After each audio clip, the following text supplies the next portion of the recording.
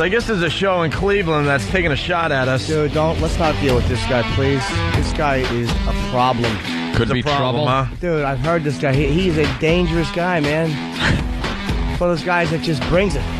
He knows how to bring it. Oh, man, he's hardcore. These are fun, by the way. And if this show thinks they're going to get a lot of attention from us, nah. Enjoy a day, maybe 2 days, and then you go back into obscurity.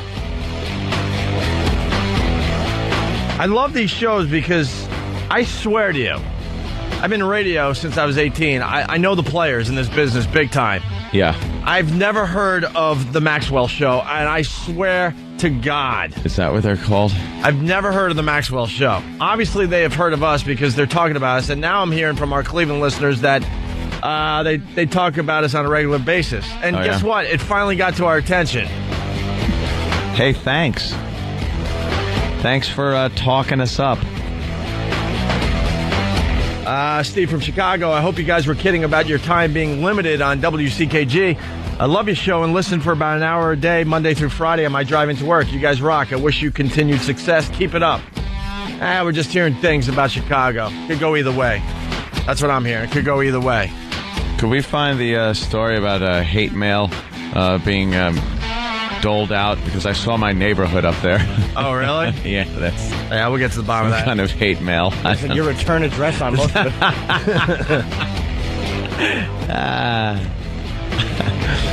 I guess every day they make fun of us. Steve Yu from Cleveland. Thank you to our Cleveland listeners for helping us out here. Mm-hmm. It's the middle of the afternoon, and we're saying good morning. He always says that. See, we're a syndicated show, douchebag. Oops, that won't get through. Give me douchebag back! I know, we really need that back. Give me that word back! It says it all. And it's not... They just dumped out. Give me that word back. It has nothing to do with the FCC. Yeah. And it says it all. And it's not even anything that could be thought of as sexual, or it's one of my. It doesn't conjure an image of sexuality. It's not titillating. It's not anything. It's just what it is. It's one of my favorite things to say when someone pisses me off. Give me that back. I want that back. It's a hot water bottle. I'm gonna start. What it is. I'm starting a petition. I want that word back on our radio show because it has nothing to do with the FCC. We study the cases. No one has ever been fined over that word. Ever. Give it back to me. We really need that word. A combination of two words, actually. So anyway, you're listening to a syndicated morning show. Most people know that. And a lot of our stations pick us up live in the morning. Yeah. But in Cleveland, Rover does a good job in morning, so we're on in afternoons. Yeah, he has great ratings. So this show is making fun of us because during the replay in the afternoons in Cleveland, every once in a while you'll hear good morning. Oh, well, it doesn't mean our show sucks, you idiot. Do we do good morning every second? Is that what we're doing? Wishing people a good morning? We come back from break and we'll say good morning a few times. Let's say good afternoon to people. All right, there you go. Good afternoon. Hey, good afternoon. Good afternoon. How you doing? How's the drive home? And this is how they're making fun of us because we say good morning because we're a syndicated radio show in morning drive for the most part, but Cleveland gets us in the afternoons.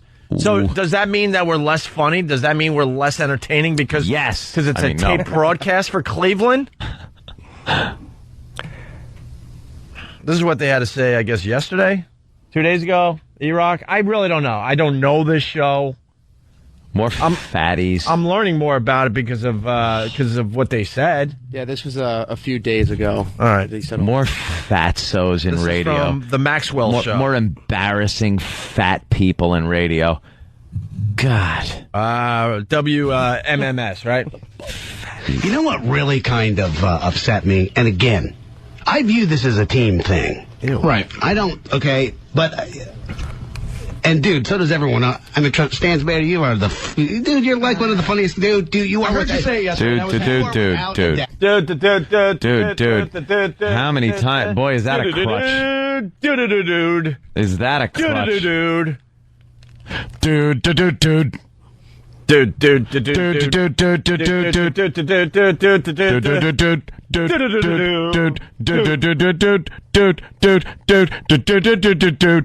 No, what the hell? I was trying to do YYZ, dude. Oh, dude.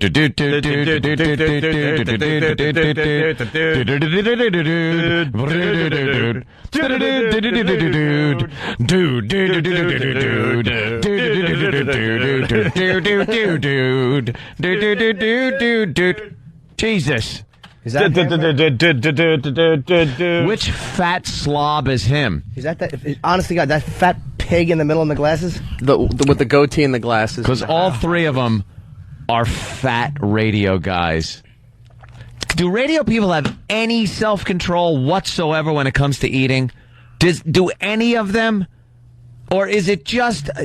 Because to be honest with you, I think the Opie and Anthony show, sans E-Rock, we're probably the thinnest radio show on the air. I want to have a scale off with any other radio program. Well, because we're not feeding an emptiness every morning. Yeah, there's got to be something. We're not right? feeding an insecurity every morning with filling up that empty space with donuts. Donuts. Get me some donuts. Dude. How many times with the dude and the donuts? Could you click the thing every time he says dude? You might not hear what he's saying. And I know they're smiling today, probably, Dude, going, radio. Opie and Anthony are talking about us. Trust me, it'll be for a couple days. Our pest will beat the crap out of you. Yeah, we couldn't tell you who we were talking about like a month ago. And then you go back to worry about obscurity. That's how it works with our radio show. You know what really kind of upset me? And again, I view this as a team thing. Right. I don't, okay, but... And, dude, so does everyone. Stands better. You are dude, you're like one of the funniest. Dude, you are... I heard you say it yesterday, and I was happy. You are without a doubt... Thank you. Light years ahead of Jim Norton. You're funnier. Well, you are light years ahead of that guy. And that guy should be funnier than he is because he's a famous road comic and he ain't all that funny. Right. And neither is... Oh, brother. What bothers me about that, it's not even what he's saying. It's I don't like the false humility on the other guy. Yeah. I don't like it. I've been working. Slow down a little bit. He probably put his left hand up and shook it and then put his head left to right. I don't know. Who is the guy he's talking about? And where can I tune into his HBO special? We don't know. And where can I buy his book, his best-selling book? There's so much. Who's the comic? Which one? This guy in the blue shirt. The guy in the blue shirt, all the way on the left. Another fat slob. Another fat Where's some of his comedy? I want to hear some of his stand-up. Did you look him up? Yeah, I can't find You can't find any of his stand-up? He's that good. Wow. You lying sacks of fat. We got a comedy superstar hiding in Cleveland. Call Hollywood. So much better than Call Jim Hollywood. Norton. So much better than selling out friggin' arena Jim Norton guy. We got to pull him out of obscurity. Call Hollywood. Oh, my God. The guy cannot possibly be serious when he's saying this. Well, the comic didn't say it because comics usually aren't that. We're not that stupid to say something like that. Like even if he probably secretly thinks it, he probably wouldn't just come out and say it. The false humility. I just didn't like the false. Well, it is good. Oh, now I got to hear that. Let's hear the false humility. It was very Gleasonish. All right, pal. I don't want to. Look, I'm not full of myself. No. Doubt. Light Eric, years ahead of Jim Norton. Sorry, Eric had his hand up. Sam just found something. Apparently, he's never been on TV, but he's waiting for Comedy Central to call him so he can do a Gotham special. So much better than Jim Norton. Hey, you know what though, man, dude, if you can get Comedy Central to call you, dude.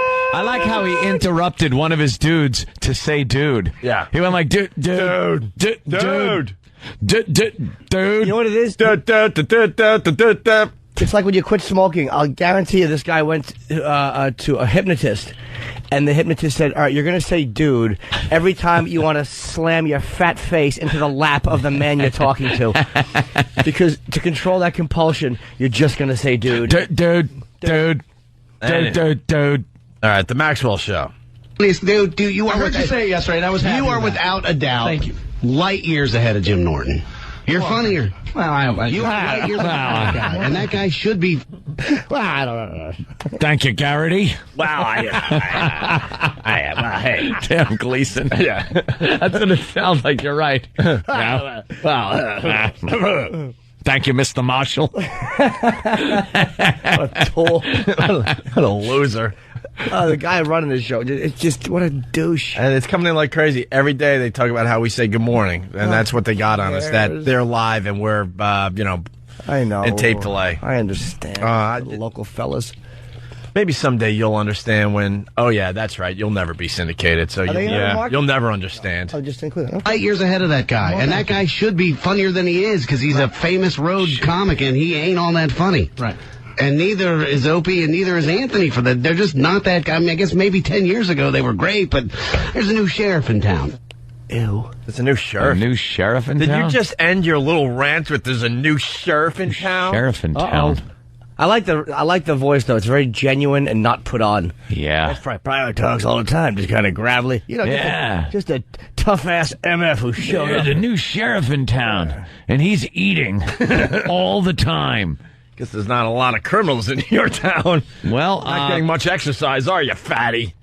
well, if we're not funny, and Jimmy's not funny, All right. and they're the new sheriff. All right, let me tell you What is funny? I want to hear some of their funny. I would like to hear their Look, funny. we got an example, of course. You know, we're well prepared. I mean, if you're gonna talk about our show, we're gonna take a little look at you. Yeah, we're gonna And take a peek. and here's something else to the Maxwell show. We got the bat phone right to the big guy in this company. If you think you're that great, send your demo tape. I'll personally hand it over to Dan Mason. Yeah. You loser. This company's looking for talent all the time. Guess what? You don't have it. Well, I don't know. He's got a very funny picture. I like a good funny picture on his website of him with this sleep apnea thing on his face, Yeah. which is just, it's a funny picture. Like, if you're going to be funny, start with a funny photo of yourself. And True. go to his website. What's his website? MaxwellShow.com. Or just Just Maxwell Show. MaxwellShow.com and put on your laughing hats. Oh boy, yeah. Because I clicked on that picture and I'm like, this is a funny guy. All right, get Yeah. the dude bell ready because Oh God. this is something. Tired. Look, we just grabbed the bit they did recently. His crew's name. He has a black guy named Cracker Man. That's funny. Wow. Cracker Man and he's black? Oh, that's good. Oh, that's ironic. That is ironic. That's ironic. And the other guy's name is Dan Stansberry, which is a name meant for the Hollywood lights. Oh yeah, Yeah. Hollywood is going to be calling Dan any day now. Well, here you go. You want to? Yes. You want to hear some audio from the new sheriff in town? I would, but let's just be this guy's a little dangerous. Let's just kind of go All right. slow with it. Here's the new sheriff. This is the new And sheriff the in town. comedy that is funnier than anything we do, and certainly anything the unfunny, yet completely famous Jim Norton does. In a genuine voice. This guy doesn't Yeah. put on some fat man's radio voice. This is the way he talks. And a little inside, I'll tear down a wall here. He's attempting to do one of these man's man breaks. Ooh. Was that it? He's going to talk about how he destroyed his wife last night. Destroyed?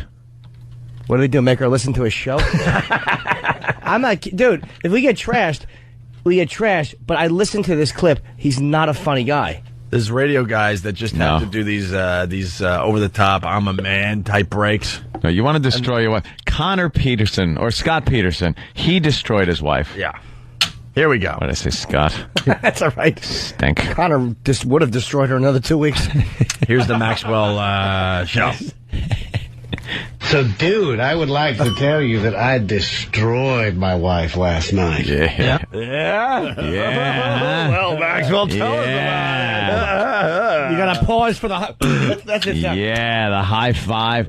The only people that talk like this are people that didn't destroy their wife last night. How'd you destroy your wife? Exactly what I'm getting at. This There's is- so much phoniness in this crap. If you talk about that really in depth and talk about how much you gave it to her, you didn't. This reminds me of like Rocco. And you could be. You could very well be. I know a lot of people that do talk like this could very well be impotent. I mean, it's one of those things where you want it to sound like you're really being a man, and the fact of the matter is, maybe through your weight problem, because you're a big fat mess, impotence, has snuck its way into your underwear. Yeah. And you have a problem like that. It's been known to happen. By the way, Jason from Buffalo, you guys were funny 10 years ago? No, we all heard the BAB tapes. Yeah, Jesus Christ. 10 years ago. Cut us some slack. Did you ever hear my stuff in the mid-'90s? I was like, hi, how are you? I was all happy and happy-go-lucky and please love me. All right, well, there's a lot to get to here, so get the dude bell out. I do want to say, I know how he destroyed his wife, by the way. Yeah. It's when he infected her because he likes to kneel in front of a booth with a hole in it and open his mouth and welcome people. That's what he should have on his forehead, a welcome sign.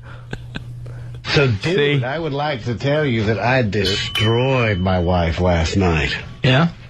Dude, I have to be honest here and come clean by saying that for the past 15 or so years I've been telling a lie that I honestly believed, and the lie that I believed was that I'm old, my sex drive's just kind of dropped off the charts. Now that I am no longer chemically altered, yes, I am back with a viper-like vengeance. Will you pause this so I can laugh? Wait. This guy's good. Har, har, hardy, har, har. I'm guessing he's Maybe they can cleaning- have like a bell or something so the listeners know when they're supposed to laugh. Yeah. I'm back with a viper-like vengeance. What is that? What is he doing? Well, he's doing Silence of the Lambs. Silence of the Lambs because he went, I thought he was doing the viper. I don't Like know a what the- viper tongue. oh, what? Maybe he was. I don't know what it is. I don't know what he's doing. Is the face probably eating? I'm guessing he's had some sort of chemical dependency because he said some sort of, Ah. saying, now that I'm back chemically, which maybe he switched something. I don't know what his deal is, but maybe that's what it is. So maybe he's, who knows what he's doing. Ah. Yeah, who knows what he's Hopefully talking it's about. AZT. Dude. So much, in fact, that I destroyed it last night. And she spoke to the judge this morning. Yeah. Dude. And tonight, I will destroy it again, yes? Dude. It's the weirdest thing. Because, it's weird. I'm not really a fan, but I gotta take what I can get. And I haven't said that in like 15 years. I mean, seriously, like, I gotta get to, okay, fine, if this is the way it's gotta be, this is the way. By the way, this is coming in. He destroyed his wife. How? Did he roll over on her? The worst part about him, it's not that he bashed the show, it's his phony hack radio voice. Yeah. Just talk like you talk, stupid. Yeah, there's no Talk to the judge. the judge. There's no just conversation going on there. The guy can't even be honest. It's a man's in his man break delivery. he's doing. The radio guys do this all the time. He's trying too hard to be the intense guy. Yeah, you gave it to her nice. Yeah, that's man. good, man. How'd you give it to her? Did you Okay, take off your sleep apnea mask first?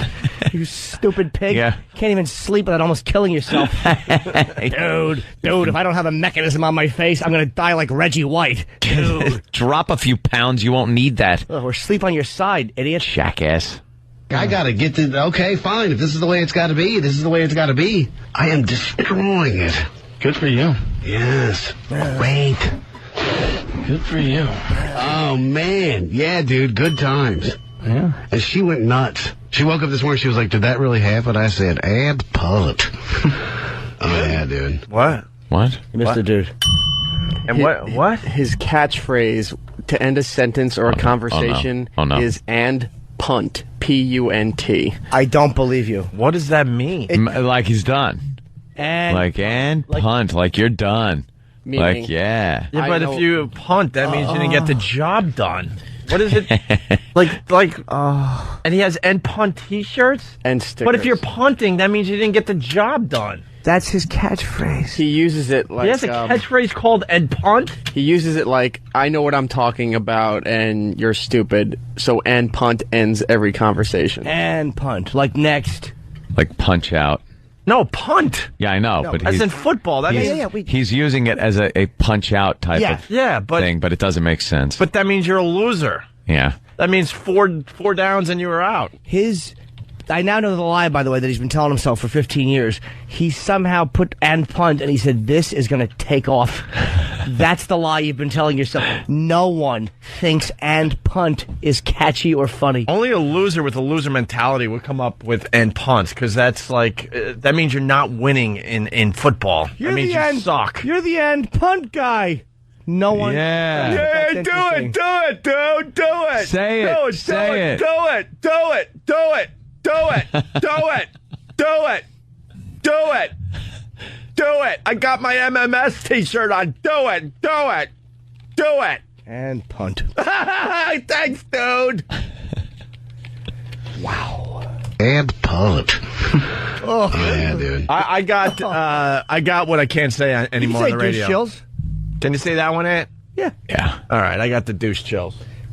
From this, you know. Can we hear him DC. say that again? Because, again, the voice is so just, and punt. And punt. Yeah. And she went nuts. She woke up this morning, she was like, did that really happen? I said, and punt. Oh, yeah, dude. Why would you say that to your Dude. wife? Why would you say it to your wife? Instead of just saying yes or brush your teeth before I give it to you again. If he ever really said "and punt" to her, she would probably be like, "Shut up! She would kick him in. Why am I with this idiot?" Yeah, what are you talking about? I'm not your stupid friends at the station. Yeah, I'm not the black guy who called Cracker Man. Cracker Man. Just the name alone. That is great, isn't it? Cracker Man rules. Yeah, have that black guy on your show so you could do some racial humor. he's good, That's man. good. Yeah. Good. Yeah. It's good to see you're getting over your fears, buddy. Well, it's kind of a necessary evil right now. I mean, this is all I got left. You know what I have left? One I have, station. Ice cream, ice cream, Starbucks, and sex. Hootenanny. Hootenanny. That's it. Nice. That's it. That's all I got left. Wait. Did he just? Wait, no. That didn't happen. And punt. That didn't just happen. And punt. Did When do you use that that punt? idiot refer to sex as hootenanny? But I found a worse crime is that somebody felt obligated to laugh at it. To repeat it and laugh at it. Just, can you listen to Hootenanny? Hootenanny. He said Hootenanny, and that struck somebody's funny bone. Yeah. Ice cream, Starbucks, and Sex. Hootenanny. Hootenanny. That's it. Hootenanny, you didn't. Hootenanny. Oh, you didn't. You didn't. Yeah. It just shows your talent. I wish I could have came up with Hootenanny. And that explains that explains his weight. Ice cream, Starbucks, and probably shoving everything down his throat. He must be quitting something. Oh, Well, yeah, obviously he's. Good luck to you. yeah. Godspeed. Cream, Starbucks, and Sex. Hootenanny. Hootenanny. That's it. Nice. That's it. That's all I got left. That's all you need, really. That's it. Well, oh really? You're gonna tell me that's all I need? That's all. You That's all. raging, whore-mongering dope fiend. Really? Is that all I need? That's all you need. I haven't seen the.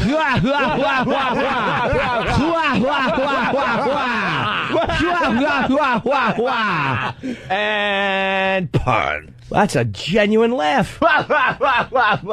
Oh. Jeez, why are we in this business? Really? Is that all I need? That's all you need. I haven't seen the light yet. Yeah, man. Yeah, dude. Good times. I mean, dude, she spoke to the judge. She got that done in like $1.15. Really? Oh, dude. Like the blood is a pub peg again. What? I mean, dude, like, I would compare it to a car that, dude, you've been due for an oil change, and you haven't had it. You're like 6,000 miles overdue. The piston's just for... Then you do the flush and fill, dude. Put some 10W40 in there, boy. And, dude, you're rocking. Yes. You're good to go, huh? Yes. Yeah. Yeah. Yeah, I don't think we really have to worry about the Maxwell That show. guy is Christina from Cleveland. Not seeing them as a threat. Stansbury's an effing fat douche. She was at a local bar passing out bumper stickers during a Browns game 2 Sundays ago. Why doesn't Jimmy pass out bumper stickers? Yeah. Oh, that's right. Jimmy doesn't have to. Well, I mean, I would like to get a piece. Maybe this Dan Stansbury, maybe this guy's a force to be reckoned with. It's very possible. So, I mean, a lot of the greats have come out of Cleveland. I would say if any of his stuff is around, I say we give it a listen in the spirit of fairness. I'm sure this kid is too. Yeah. And you're not listening to a bunch of wusses here. This is what we'll do for Dan Stanbury. You think you're funnier than Jim Norton? Tape any set from anywhere. Take your best You stuff. could do it in front of your mom, in your bathroom, in your shower, at a comedy club, but I doubt that you're really actually a working stand-up. This is the challenge, and you call their show, all right? You think you're funnier than Jim Norton? Send a tape in. And I swear you got my word. We'll play it. No more than like 3 or 4 minutes. We can't spend that much time on you. We will play it. And we'll play your entire set on our syndicated morning radio show. Dude.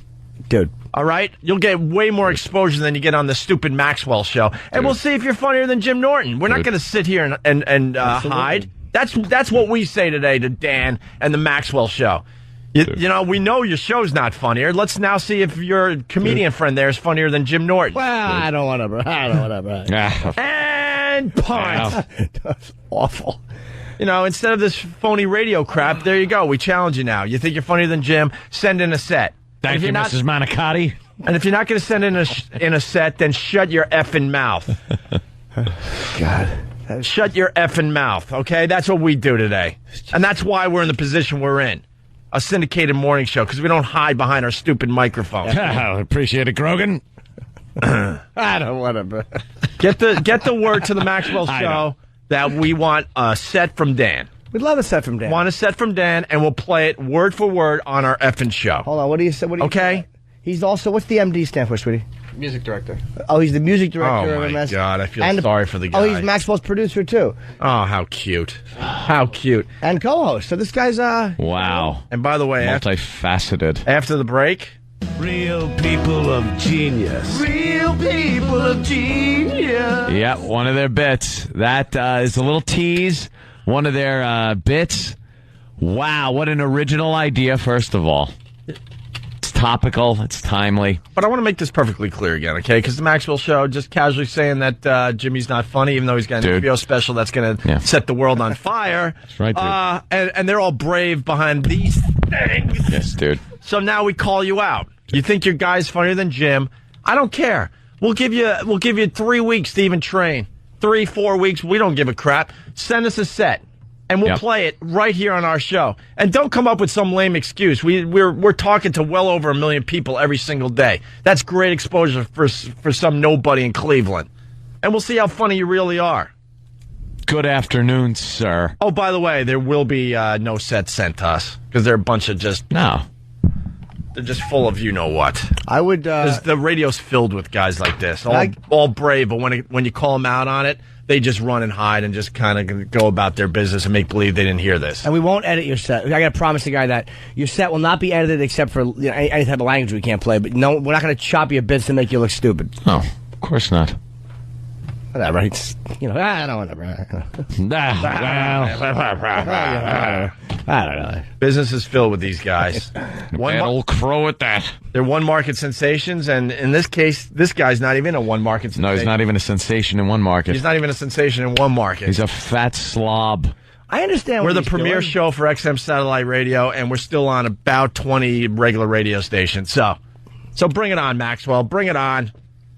Have your little comedian friend send a little tape, and we'll see if he's funnier than Jim. And all right? Punt. Because we could babble, you could babble, but let's do it that way. Let's see what he's all about. Watch him send a set of comedic brilliance. Some of the greatest, most cutting-edge material. Edgy, clean, smart. Clever. And we play it, and he gets discovered. And he gets a show, and I have to audition for it. It's called the I'm a Fat Pig Show, and Maxwell is cast. I don't even know if Maxwell's that fat. I just like saying that. Maxwell's fat. And by the way... Maxwell's in the middle, right? Yeah. He's a fatty. And by the way, the reason Maxwell's not doing Morning Drive is because Bob and Tom are. He probably trashes Rover because he's on a competing station. I get it. He trashes us. Does he trash Bob and Tom? No. Yeah, why don't you trash Bob and Tom? If That you're doing show honest radio, blows. dude, come on. Bob and Tom blow. All right. Hey, you know that you have a bunch of crap lying around your place that you don't want or need. Some old concert T-shirts, CDs you'll never play, and perhaps even some gold or jewelry. Well, the rest of that stuff is probably worthless, but you can pick up some quick cash by sending all that unwanted jewelry off to cash4gold.com. Just click on cash4gold.com. That's cash, the number 4gold.com, and follow the simple on-screen instructions, starting with the request a pack. Once your gold and jewelry arrives at the facility, your money goes out 24 hours later. Clean out your house, get rid of all the garbage, and pick up some quick and easy money with cash4gold.com. Call them at 877-GOLD-590. That's 877-GOLD-590. Or click on cash4gold.com. That's cash, the the number 4gold.com. Use promo code virus and pick up an extra 2.5% value. We have a bit from the Maxwell show after the break that is just gonna hilarious. You're gonna be laughing so hard. You're gonna drive off the road. Yeah, get to where you gotta go and pull over. Yeah, put it in park before we play this amazing bit from the Maxwell show. And we have a guest coming in a little bit. Don King. Don King today. It's Opie and Anthony. Oh man. Welcome. We're back with the Opie and Anthony show. Opie is sipping something and almost choking. He's using some water to wash that down. What were you eating? What type of disgusting morning food, afternoon food were you eating? Well, we got self-control on the show, so instead of big fat donuts every morning, we try to eat, healthy. God forbid. A little sensible. God forbid there's a radio guy that actually stays in shape. God forbid. Coming up in a little bit, maybe on the next break, we have Don King, who is early, plugging his fights at Madison Square Garden on October 6th. Great events. Man, that guy's been promoting for a while, huh? Amazing. Jeez. All right, we're in the middle of giving the Maxwell show from Cleveland a lot of attention. And I'll say it again, don't get too excited, boys. You go back into obscurity probably by tomorrow. Not even a one-market sensation. I guess they got a guy named Dan something. I don't even know his last name anymore. What is it? But it doesn't matter. But Maxwell, I guess, the main guy is saying that he's funnier than Jim Norton. Jim Norton's going to be on HBO in the very near future. What? We're down October 13th. 2 weeks. A week and a half. Yeah. 9 days, right? I go to LA Sunday, so that's for the 7th. Yeah, 9 days. And this guy is, I guess he's setting Cleveland on fire with his comedy. So instead of sitting here and just babbling through these microphones, we're like, all right, we'll accept the challenge. You think your Dan guy's funnier than Jim? Have Dan send us one of his sets. We don't care. We don't care where he gets his set from. We'll accept any set that he thinks is really, really good. And we'll play the whole thing in its entirety without even goofing on it. And then everyone else gets to decide if this kid from Cleveland is funnier than Jim. New sheriff in town. But guess what? We'll never get a tape from this guy because it's another radio show that just babbles through these stupid things. And they don't mean what they say. Bunch of phonies. Phonies and liars. By the way, we've never lost one of these little fatsos. We've never lost one of these radio battles. We've never lost. Not a one. Don King should be signing us. For our battles. We've never lost one of these. Cause we've duked it out. Because we call these guys out for being the phonies they are. Dave Wellington, our fine PD from WBCN, writes, subject, Maxwell.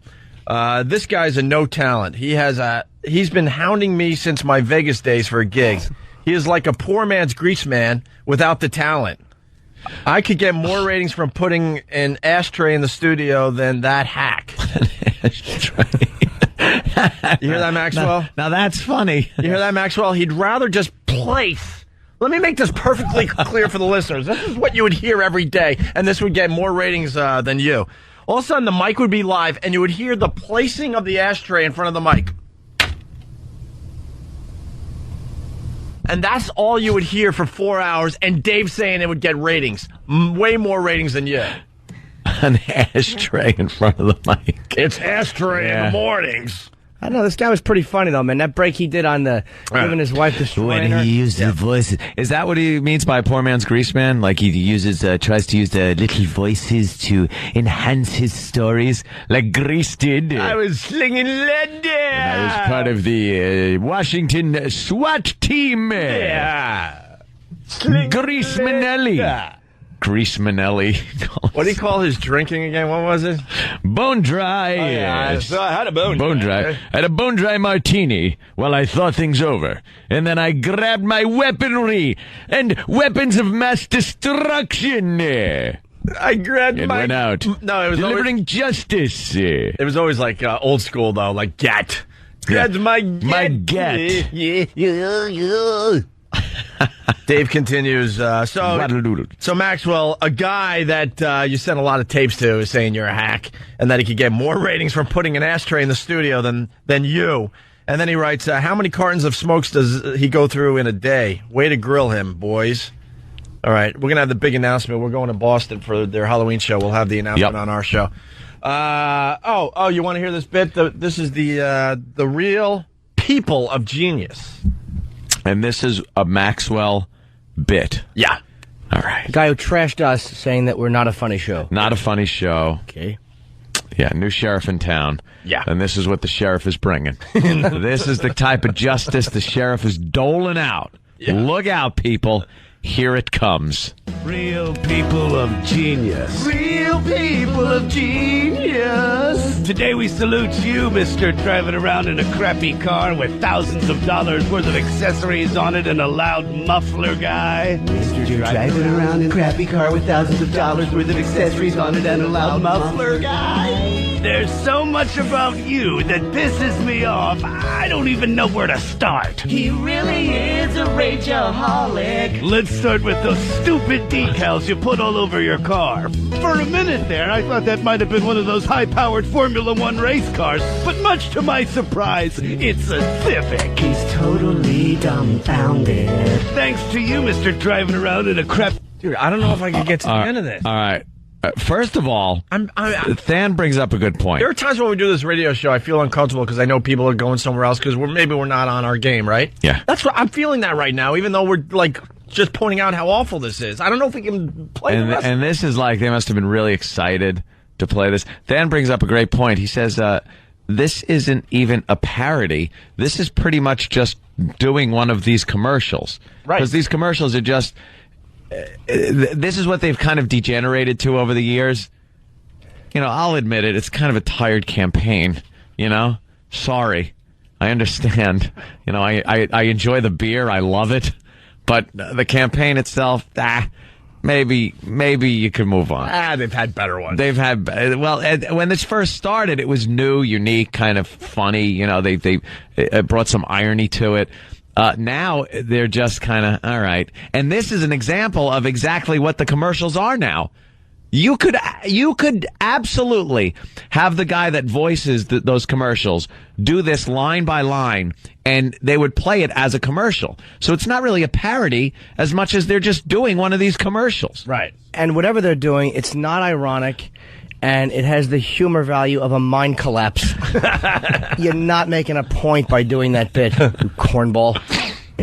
Thanks to you, mister, driving around in a crappy car with thousands of dollars worth of accessories on it and a loud muffler guy. Your music and your stereo were loud enough for all of us. I ran out of breath at the end of that. Of course he did. And what's with the Way to go, fat muffler boy. on the back of your car? The muffler that makes the car louder. If it was supposed to make the car louder, it'd be called a louder, not a muffler, you moron! It's called a muffler, not a louder, you moron. You! Oh, wow. Okay, I couldn't. No, stop it. Just stop it. Just stop it. Stop it. And it couldn't even drive fast enough to fly. Did they write that? I'm just trying to get the image of them writing it and going, yeah, let's call it a louder. Or did he just have bullet points? Like put a bunch of Z's and then like a spike with louder on it and then a bunch of Z's and then a spike with another word on it. Whatever you were going for with that. I don't know if it was to be ironic or if it was to parody it directly. Whatever you were going for, it was awful and it wasn't funny. This is really painfully bad. And Still punt. turn red. I hate you regardless of your car. You know why? Because you're a white guy with brown hair and blonde highlights that are sticking up from behind your stupid white M&M visor. He's the real Slim Shady, yes he is. So today we What does this mean? What do they mean? I love when it gets to the point where Anthony just gets angry. Because I don't know what they're giving, what it means. I love It's this. not making sense. I love this crap. How Holy Jesus. And the harmonies sound like the voices from the miniseries V. Remember that one? It's that weird double voice thing. It's not even, it doesn't resemble the sound of the commercial. And I don't know what they were talking about. Instead of a new sheriff, how about just a funny DJ? Yeah. Could we have that? Try in that town? first. Yeah. How about that, Fat? Go for that. Stephen S. He's the real slob shady. Yeah, anything but Slim Shady. He's the worst thing, and he's what he is. He's a cornball. He's a cornball. He's have him out in the sun and use him for shady. Okay. That was hack, but I had to say it. Car with thousands of dollars worth of accessories on it and a loud muffler guy. If my daughter ever dates a guy like you, I'll kill myself. Well, there's hope. How about your co-host, Mr. Crackman or Crackerman? Crackerman. What if she brings him home? I like to make werewolf movies. Yes. All right, well. But he likes turtles. Well, we better run scared because, Those guys are dangerous. they're very dangerous, Jimmy. They're on fire. You don't want to play That's the way it Name goes. That Whore, do you? No, I don't need to hear any more of this because people are just going to run away from our show. Name That Whore. And go to that show. Yeah, see, we're giving him too much commercial time. Boy, people are just going to... All you're doing is turning people on to in him. droves. Well, you know, that's what some people will say if you do this type of radio, but we throw them back into obscurity, and then, you know, they get their attention for a day or two, and then they just go away. Is it true the benchmark bit is what the F? No? Snag it for free, courtesy of the Maxwell Show. Time to play Who's That Whore? Who's That Whore? With Maxwell on 100.7 WMMS. Man. All right, who's that whore today? Gonna Punt. Matt Barberton. What? I don't know. Why did he throw a punt in there? I don't know. Why did he punt? Maybe that was just subconscious telling you what to do with this bit. And Maxwell, Phony radio voice. yeah, and I'm going to bring this up. Maxwell, who are you? Are you doing Rocco? Are you doing Greaseman? Are you doing Rocky Allen? Like, whose voice are you trying to imitate? Yeah, what 'Cause it are you changes doing? all the time. Yeah. It's that growly fat guy voice. There's a little man cow in there. Who are you, Just sitting Maxwell? here. Why don't you use your real voice? Like, Dude! you obviously don't have confidence in your own voice and delivery. Like every bit of audio we play, it's a different voice. This is Rocky Allen here in New York. Shut up, Wang! Dude! Get back in the kitchen, Wang. Yeah, it's Rocco! Linger longer. What can I tell you? Snag it for free, courtesy of the Maxwell Show. Time to play Who's That Whore? Maxwell Jet!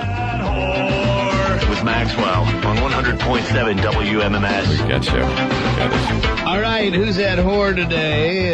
Gonna Punt. Matt Barberton. What's up, man? See, I know I'm going way inside here, but this is Rocky Allen. Yeah? This is Rocky Allen delivery all the way.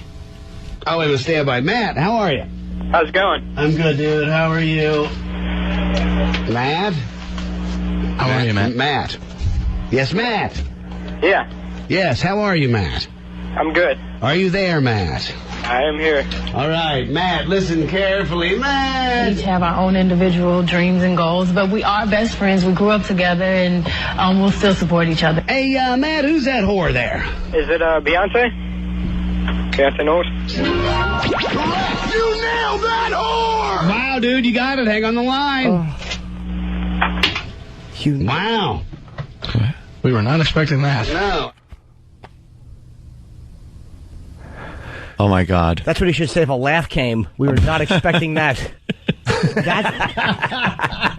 Wait, that's That was... the big thing, like the funny play on words. Like if you guess it, they have a pre-recorded thing that says you nailed that whore. Oh, I got it. That's the way guys talk. Yeah, nailing that whore. What? Is that what they want? Is that And what, like, punt. and punt. and punt And and punt. and well, I'm sure we'll address that on the other side. and Punt. Yeah. All right, well, there you go. There's your attention, Maxwell. I guess you wanted our attention. You got it today. Congratulations. But you will be back in obscurity within a day, so enjoy the attention from our pest today. Yeah, the pests will have a little bit of fun with you, knocking you around like a kitten with a little play And don't toy. forget, we'll be checking our emails and our and the snail mail every day, waiting for that set from your funny comedian friend there. And he's on from 3 to 7 in Cleveland. It's MaxwellShow.com, and you can contact him. And maybe you're a fan and you want to just tell him he's great. 800-348-1007. That's 3 to 7 in Cleveland. And punt. And pant. I'm sure perhaps Ramon will want to call into the show. Absolutely. Frunkus might want to call in. E-Rock, I'm sure. The Nagels, all of the Nagels will be calling in, I'm sure. Come on. We do have the best listeners, man. Oh, my God. Let's play Who's Maxwell. Where's the other one? That was really funny. How about we play Who's That Bore? Who's that bore? That was just awful stuff, man. Is it all about just pre-recorded stuff? Like that Who's That Whore bit was nothing but like their pre-recorded intro and outro. The whole meat of it there was nothing to it. Well, that's why I said Rocky Allen. Rocky Allen, sorry, Buffalo. He's a legend up there. He's here in New York, and that's the type of crap he does, and there's no substance to it. It's a bunch of production, and then it's like, it's an excuse to say, you nailed that whore. Why don't you just say you nailed that whore? You nailed that whore. Like when we're doing something and we play like a promo for something, it's a goof because it's funny to goof on that stuff. Your resident a-holes, Opie and Anthony. I got a request. We love Pal Talk. It's all over the place. We were the first to do the Pal Talk thing. Now it's like taking over radio, taking over the world.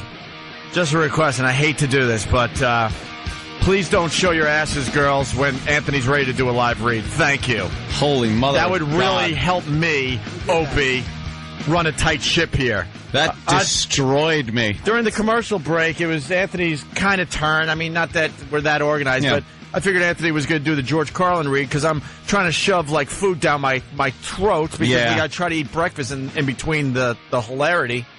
And all of a sudden, I look at Anthony, I'm like, oh my God, there's just dead air because you're staring at a fine ass. I mean, the ass is beautiful, don't get me wrong. But the timing was awful. Awful. The camera's in front of me, or the monitors are in front of me, and then all of a sudden there's an ass on it, and I was looking at the copy, but words weren't coming out of my mouth. No, so what happened? That's what was going on here in New York, if you're wondering. The dead air was Anthony just staring at an ass when he was supposed to be, I don't know, doing his job. Did you see it? Yeah, I did see it. That's why I know. That's why I know what was going on. There are times during the show I look over and Ant's not even paying attention. I'm like, all right, who's showing their ass now? Who's showing their ass now? It's about time we bring this to everyone's attention. Let me tell you something. There is a lot of text going by that I'm reading from Steve from Bayshore, Pat from Moonaki. All right. There's a lot of funny things. This is my version of instant feedback. Well, there just happens to be girls that do show their asses. Then read the instant feedback. Because, I do. Because the visual part of the Pal Talk is really... I do. Interrupting the flow. See, look at this. Text Ant, where? Mm-hmm. Could I see exactly. We'll be in the middle of something like, oh boy, who's showing their ass now? And he's single on top of it. This is an ugly it's just combination right now. They're, all right. Right there. I know they're right there. Pal Talk. Look, I take my peeks when I can. When E-Rock allows you. I'm not going to say I'm not partaking, but I wait for some boring commercial that's playing, and then I go, okay, I could take a moment to look at the hotness. That's what Anthony was doing. It just happened to be a commercial you guys were reading live. Yeah, I was doing it during the commercials. Not funny. Not funny. They look at asses. It's not funny. Not funny. Time to slap a little boy around who has no idea that they're looking for someone else to replace him. I hope he has that talk with management. I hope management at least will be honest with him. Jimmy's going to be, Stop showing your ass! We got 10 minutes left in the show! Do you realize I'm standing up at the console, pressing myself into I'm humping the console. I'll be 40 in July. That ass is going to be the downfall of the Opie and Anthony show. I got to bring it to everyone's attention. Oh, so Jesus Christ. What is this douche in Cleveland doing? Yeah, here we go. So Jimmy's going to be in Cleveland, Friday night for 2 sold-out shows. Everyone is begging for tickets. You're going to be doing afternoons with, what's his name, Dominic? Dominic Nardella. Yeah, he's been really good. Well, his radio name is Nard. Yeah, he's a good guy. He's a really good guy. He's very excited that we're doing mornings now for the station. And Jimmy's going to be on Nard's show Friday? Friday afternoon, yeah. Friday afternoon. So Cleveland, keep that in mind. But here's little boy Maxwell, the midget with the beer belly. What's his name? Talking S on his radio show. I believe it's Benjamin Bornstein, unless there's another rock star named Maxwell from somewhere. Right. But I think that he was in Florida and Bubba, under Bubba's tutelage or something. Tutelage. Awful history. Under his fatilage. Well, luckily you have a whole nother name you use outside of the radio program. See, they had to acknowledge that. They had to bring it up. Like, yeah, well, we just bring this up anyway. They had to acknowledge that, we found out his real name. But why is it a secret? Who cares? It's like, why don't you just use your name, dude? Benjamin Bornstein. Well, luckily you have a whole nother name you use outside of the radio program. So you could still deny that. Let's not let anyone know what that is, right, Opie and Anthony? Since you've already done that. Or let's talk about it to the whole country about a couple douche in Cleveland that kicked your ass so bad you had to move to a different part of the day. What? That's okay. That's a page from Rocco's book. That's funny. All right. Oh, my God. That's so pathetic. All right, first of all. Is he annoyed that his name got out there? Yeah. Oh, dude, First of all, he is so annoyed that his name is out there. Are you telling me that Benjamin Bornstein didn't tell his listeners? No. I don't believe it. He couldn't be that big of a hack that he wouldn't tell his listeners that was his name. You know what? I can't even play this audio because this isn't even a fair fight. The guy, first of all, if you look up the ratings for yourself, we beat him in Afternoon Drive. Yeah. And that was with a tape show. Tape delayed. Which is embarrassing for everybody involved. And now he's trying to tell his listeners that he kicked our ass so bad, that we had to move to a way better time slot. To Morning Drive, which is that's where you want to be in radio. Everyone knows that. Like, every radio guy in America wants to do mornings. They don't want to wake up to do mornings. Yeah, what do you think? We like getting up early and doing it. You do this day part because it's the place to be. It's the place to be. This is the place to be. You get more money as a radio show. The advertisers pay way more money to have their product promoted on that show. Mm-hmm. He did not just say that he kicked our ass so bad we had to move day parts. The day, pussies. I'm starting to feel a little better. With your big, high-powered radio show. Hey, look, I got news for you. Guess what? It's not a virus. It's a radio show. Right? Yeah. Get the virus all. The virus is spreading if it wasn't. Who talks like that? Who talks like Who talks like the virus is spreading? Who's got the fake radio voice? Maxwell. You phony. I'm going to call him by his radio name. Maxwell, I'm very flattered that you know everything about our radio show. Yeah. Because I swear I don't know what you do. We played a couple of hack bits when we were talking about you, I don't know, about a month or two ago, but I don't know what you call your show. I don't know any of the people on your show by name. I don't. I don't know anything about them. The only thing I know is whenever we play anything, which is here to goof on him with. Which, by the way, we don't even like listen to your show so we could goof on you. We actually have people, because we're such a huge, massive radio show, a huge force in this business. We got people working for the show. We don't even know their names. And we're like, could you just listen to that crap show and get the audio of. We'll see when he starts whining that we let his name out. Yeah. This phony, his name got out, and he's trying to make it seem like he thinks it's no big deal. I don't know why he would think it would be. It's like, if your name is Benjamin Bornstein, be the rock star you want to be with your name. Yeah. That's who you are. Use your real name, your real voice. Is that crazy to want someone to do that? It's spreading. It's a viral infection. So stupid. The virus. You mean the show? The show. The show you do. Oh, no. The virus. Right. Idiots. Someone's getting bothered. Oh, is he bothered? That's hysterical. 216-578-1007. Just make sure you don't curse if you call that show, because that will hurt. I gotta help him out too. Like, you're playing right into my hands. I completely enjoy this, that we have annoyed you. You're only gonna get laughs from me. Of course. We got you so annoyed. Yeah, you know what? Calling it the virus, I have no problem with that. I think that's kind of a cool thing, because it is very viral, and you turn other people onto it, and it takes on a life of its own. What can I tell you? It's a show. Stop. Be literal. Yeah. Not funny. Exactly. And shut up. You are a douche. Have you seen their stupid website? Have you ever actually seen it? I've been on there. Do we have a stupid? Wait, who's the hole? Yeah. Who's the hole? Who's the hole they forced upon you? Who's the chick? Oh, that says it right there. Shut up. You didn't want a bitch on your radio show, did you? Did you, Benjamin? Maybe you didn't want the hole, did you? No radio guy wants a hole. But it never. But management never forces a lot of these shows that don't have a say in their actual show to make them hire a hole. And you got to suck up to your PD because you're a pussy. You need to balance everything out, so you got to get the holes pointed. Can't make a decision for your own show. You have to have people build your show for you, and they said put a hole in there, and that's what you did. Yes, boss. Yes, boss. Yes, boss. And here she is chiming in with nonsense. As he's listening to demo tapes in his office, and you have no idea. Yeah, listening to demo tapes of people that are going to be replacing you.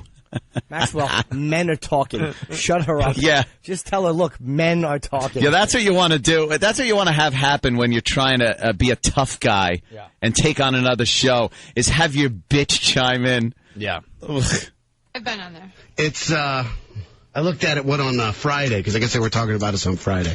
So I looked at it. Oh, that was the only time you went stupid. there? You're not there every day? The redheaded one, that's Opie, right? That's Opie, yeah. He's got to have this, crazy kind of look like, huh? Good description on the radio. What is Austin that? Powers, Spy Who Shagged Me kind of look. And then there's the one guy that looks like... What is he even talking about? The pictures? He's attempting to do... I don't even know what he looks like. He had a guy with the mustache. That's Anthony, right? Anthony. He looks like the only normal one. And then Norton's got to be making a stupid, silly, ridiculous... bad face. Crazy face, because he's the crazy guy. So he's going like that. It's so ridiculous. I want to punch them all in the face. You're really fat pig. There punch it him is. to the face. I would There it punch is. you, but I'd hit your sleep apnea machine. Stupid. And the beauty of this guy, the beauty of this... How is he going to reach up to punches in the face? He's criticizing... Midget with a effing beer belly. Yes, Jimmy. He's criticizing a photo that they used of me on the website because I have a strange face. Yeah. Is that the best you have? I'm talking about the content of your show. I'm telling you that as a performer, Benjamin, you suck. You're not a funny... You want to talk about a photo of me? Talk about the content of your show, dude. Hey, who's the teacher in South Park? Garrison. Okay. He looks like... What? Oh, Mr. Mackey. Yeah, he looks like Mr. Mackey, and he's going to talk about what we look like. And meanwhile...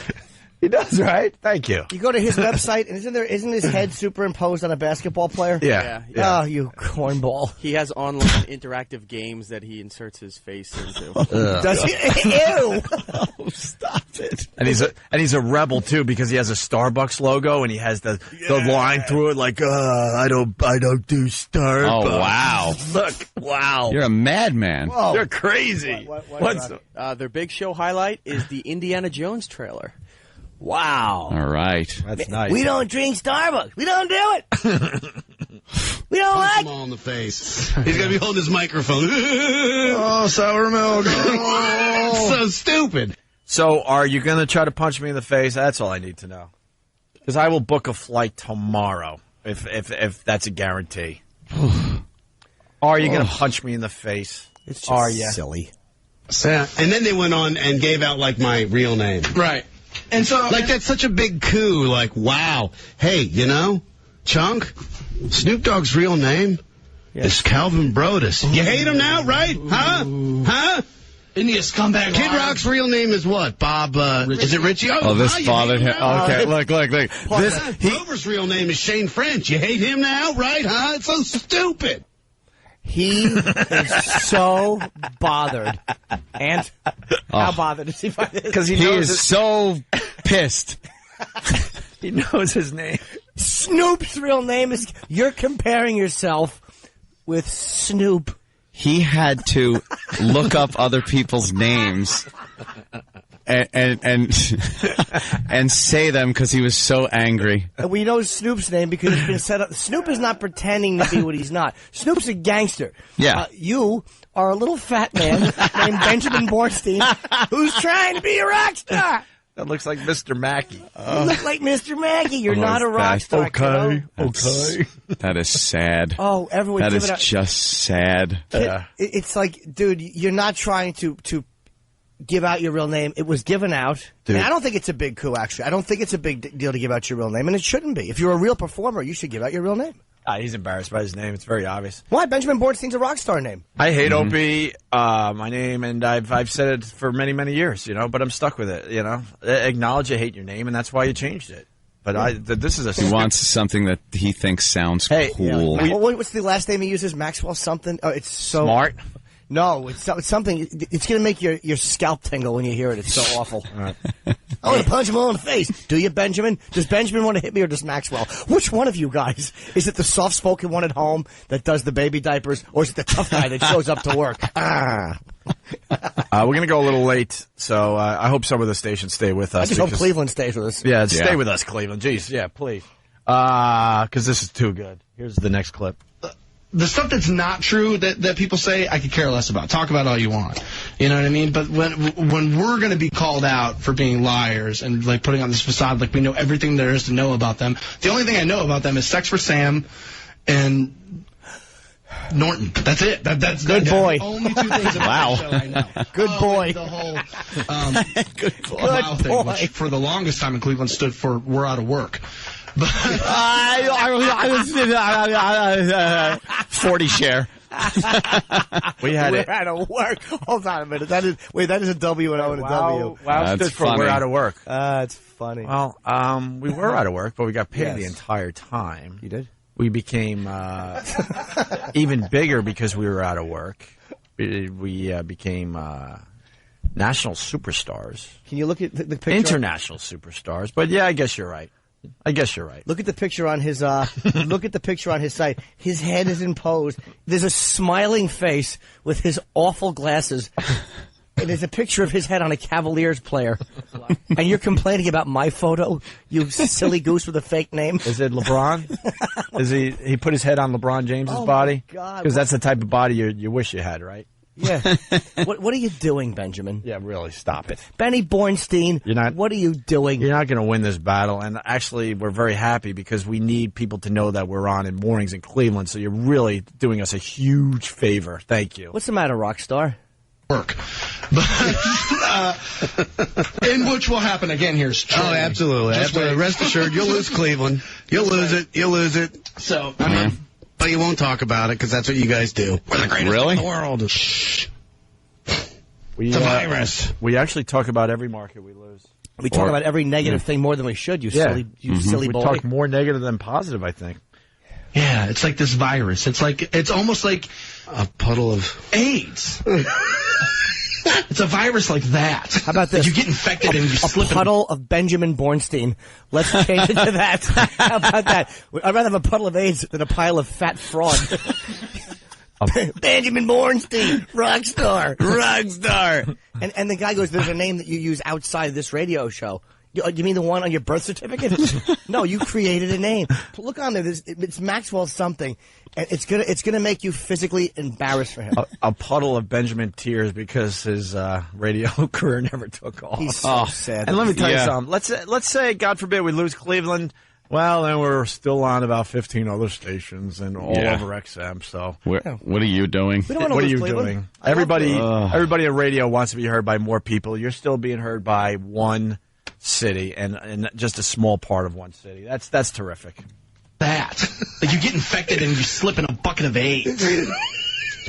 Phony. And then they soak you with Monster Rain. He knows that. Borefest on HBO. Attaboy. How embarrassed must he be? I gotta give you, dude, Norton, I'll give you the one grape Kool-Aid joke with black people was funny. But you must have pulled that from the relapse from 3 months ago from this radio show because you lifted it. It's all good, dude. Hold on, can you pause that for 1 second? Just to let silly. This is why I hate radio. By the way, I really do. I'm not kidding. I can't wait for someone to take me away from this whole thing because of douches like this that will just openly lie about crap and there's no accountability. If there's a grape Kool-Aid joke that I did in Monster Rain, I hate to tell you this, that was taped in June in D.C.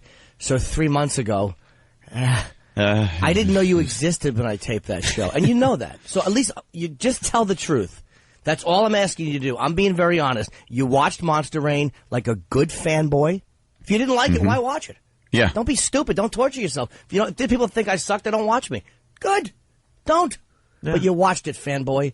And you sat there and you told Benjamin Bornstein what he needed to know. And Jimmy's going to show all of Cleveland how much he actually sucks at his 2 sold-out shows this Friday night. Yeah, it's a new Not hour. funny. Not funny. And I guess this Benjamin's got a ticket at the door waiting for him, right?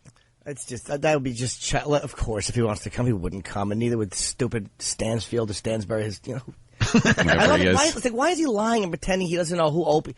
Dude, just be. You lie about your name, you lie about your persona, but at least be honest about the information you have. Yeah, you know who Anthony Cumia is. You know who Opie is. You don't pretend you don't. You even know my real name. Yeah, it's been printed so much. It's not Opie. No. Holy Stop Jesus! What is it? What are you hiding behind? It's Greg Hughes. Okay. You got me. It's really Greg Hughes. Maxwell. How long did he sit there trying to think that one up, you think? Calvin Just Lotus. trying to think, what do I do? Maxwell sounds cool. And you know this doesn't sound like a fat loser. This Benjamin guy's got to get in line, man. There's a ton of people that are waiting to punch me in the face. I mean, I'm still waiting for Bubba's punch to the face and Scott Farrell's punch to the face. All 3 of us who wants to punch. Yeah. From the relapse from 3 months ago from this radio show, because you lifted it. It's all good, dude. But other than that, dude, that was pretty bad. It's so funny. But you watched it. I appreciate you watching. Do you know how far into the set the Kool-Aid? Because I was doing the racial stuff in. That wasn't 5 minutes in. Right. It's like, what are you doing? Why would you waste an hour of your life watching a comic you don't like? I don't get it. You watched it. Well, let's go to Chris on Long Island. Chris, what's up? Okay, thank you. And while he might be able to go, actually, I'm sure he could go out on a stage and kick your ass pound for pound on the stage. I will concede that. On the radio, he sucks. I got to tell you, dude. I mean, Ratto is funnier than Jim Norton on the radio. Do those people? Why aren't these guys discovered and doing? They should be all over the place. You should be syndicated. Radio. You should be syndicated. You should be your agent should be negotiating big deals for you all over the country. Why aren't you? Can I tell you something? That this radio business, there's not a lot of talent. They're desperate. They're desperate to find new talent that could be heard in a lot of markets. So what happened there? All you would have to do, what you're saying is true. All you have to do is send a tape to a corporate office somewhere, and you'd be all over America. They're dying for funny, creative, entertaining, people to do radio. Absolutely. They just can't find them. They just can't find him anywhere. On the radio. Do those people, those of you listening right now that listen to us religiously know, dude, I'm not the kind of guy that likes to pat myself on the back. But, dude, You're when it too comes fat to this, reach. Pound for pound, that dude, please, you can bring him on all day. I can tell women to have abortions at Walmart, too, idiot. You might as well. You'll be working there sooner or later when the show gets canceled. That's what you struggle with a little bit. But silly goose. Stop paying so much attention to what I say and say something funny yourself. Stop reacting. Stand up, dude, I'll give him that, man. He's been doing it forever, and yeah, he probably is leaps and bounds. Which, Norton, if you you just said how much he sucked. Wait, you just said that you stand up, you give it to me, but Wait a minute. See, that's what happens, kid. You're lying. Tell the truth. Wait, you just said how bad his HBO special was. But now that sucked. But now pound What? for pound, you think I'm funny. Stop with the pound for pound thing. We're not boxers. Stop trying to make it this more mano to mano than it is. You're with a fat boy who uses a fake name. That's the end of it. Little boys with a radio show. Leaps and bounds. Which, Norton, if you actually, with all due respect, if you were a top-notch comic, you wouldn't have to do a crappy radio show. Please, you wouldn't have to play third chair on a radio. It's third mic, stupid. Not third chair, you old lady. Well, it's third mic. He knows it's third mic. He just messed up. But how is this a crappy radio show? You do pay attention. We're on a lot of stations, and we're the number one channel on XM. He knows that. Play third chair on a radio show if you were that good. Dude, if I was a touring comic, you think I'd even talk to Maxwell? I wouldn't even do the show when I came into town. If I came into town to do Playhouse, I'd be like, dude, I'm not talking to that idiot. Because he's a hack. We have a lot of comedians that tour all across the country that can't wait to do our show on a regular basis. Huge names in comedy. Now, he's right, though. But as a stand-up, because I go out and do weekends, I guess I should not want to be creative for 5 hours a day. No. You silly fatso. Don't trash your own profession, dummy. What's the matter with you? God almighty. That's like saying I'm having sex with his wife and my own chick, and he's going, why would you want to have sex with my wife? She's awful. Dude, don't trash your own gig. Radio's a great gig. You love it, and I love it. We happen to have that in common. Don't try to find a way why I shouldn't love it. It's silly. I do love it. Jimmy's going to have a fun time in Cleveland Friday. Dude, I mean, and I don't talk about the things I've done. It's like, look, I'm in your town. I got 2 sold-out shows. The people are not going to be very big fans of yours. Yeah. There. So deal with that. Yeah. Deal with that, Benjamin. Let's say hi to Josh in Cleveland. Good morning, Cleveland. How are you? Opie and Anthony, the most awesome radio show. Just ask the folks in Auburn, Maine. Market 280. And what is that supposed to mean? We're stoked to be on the air in Market 280.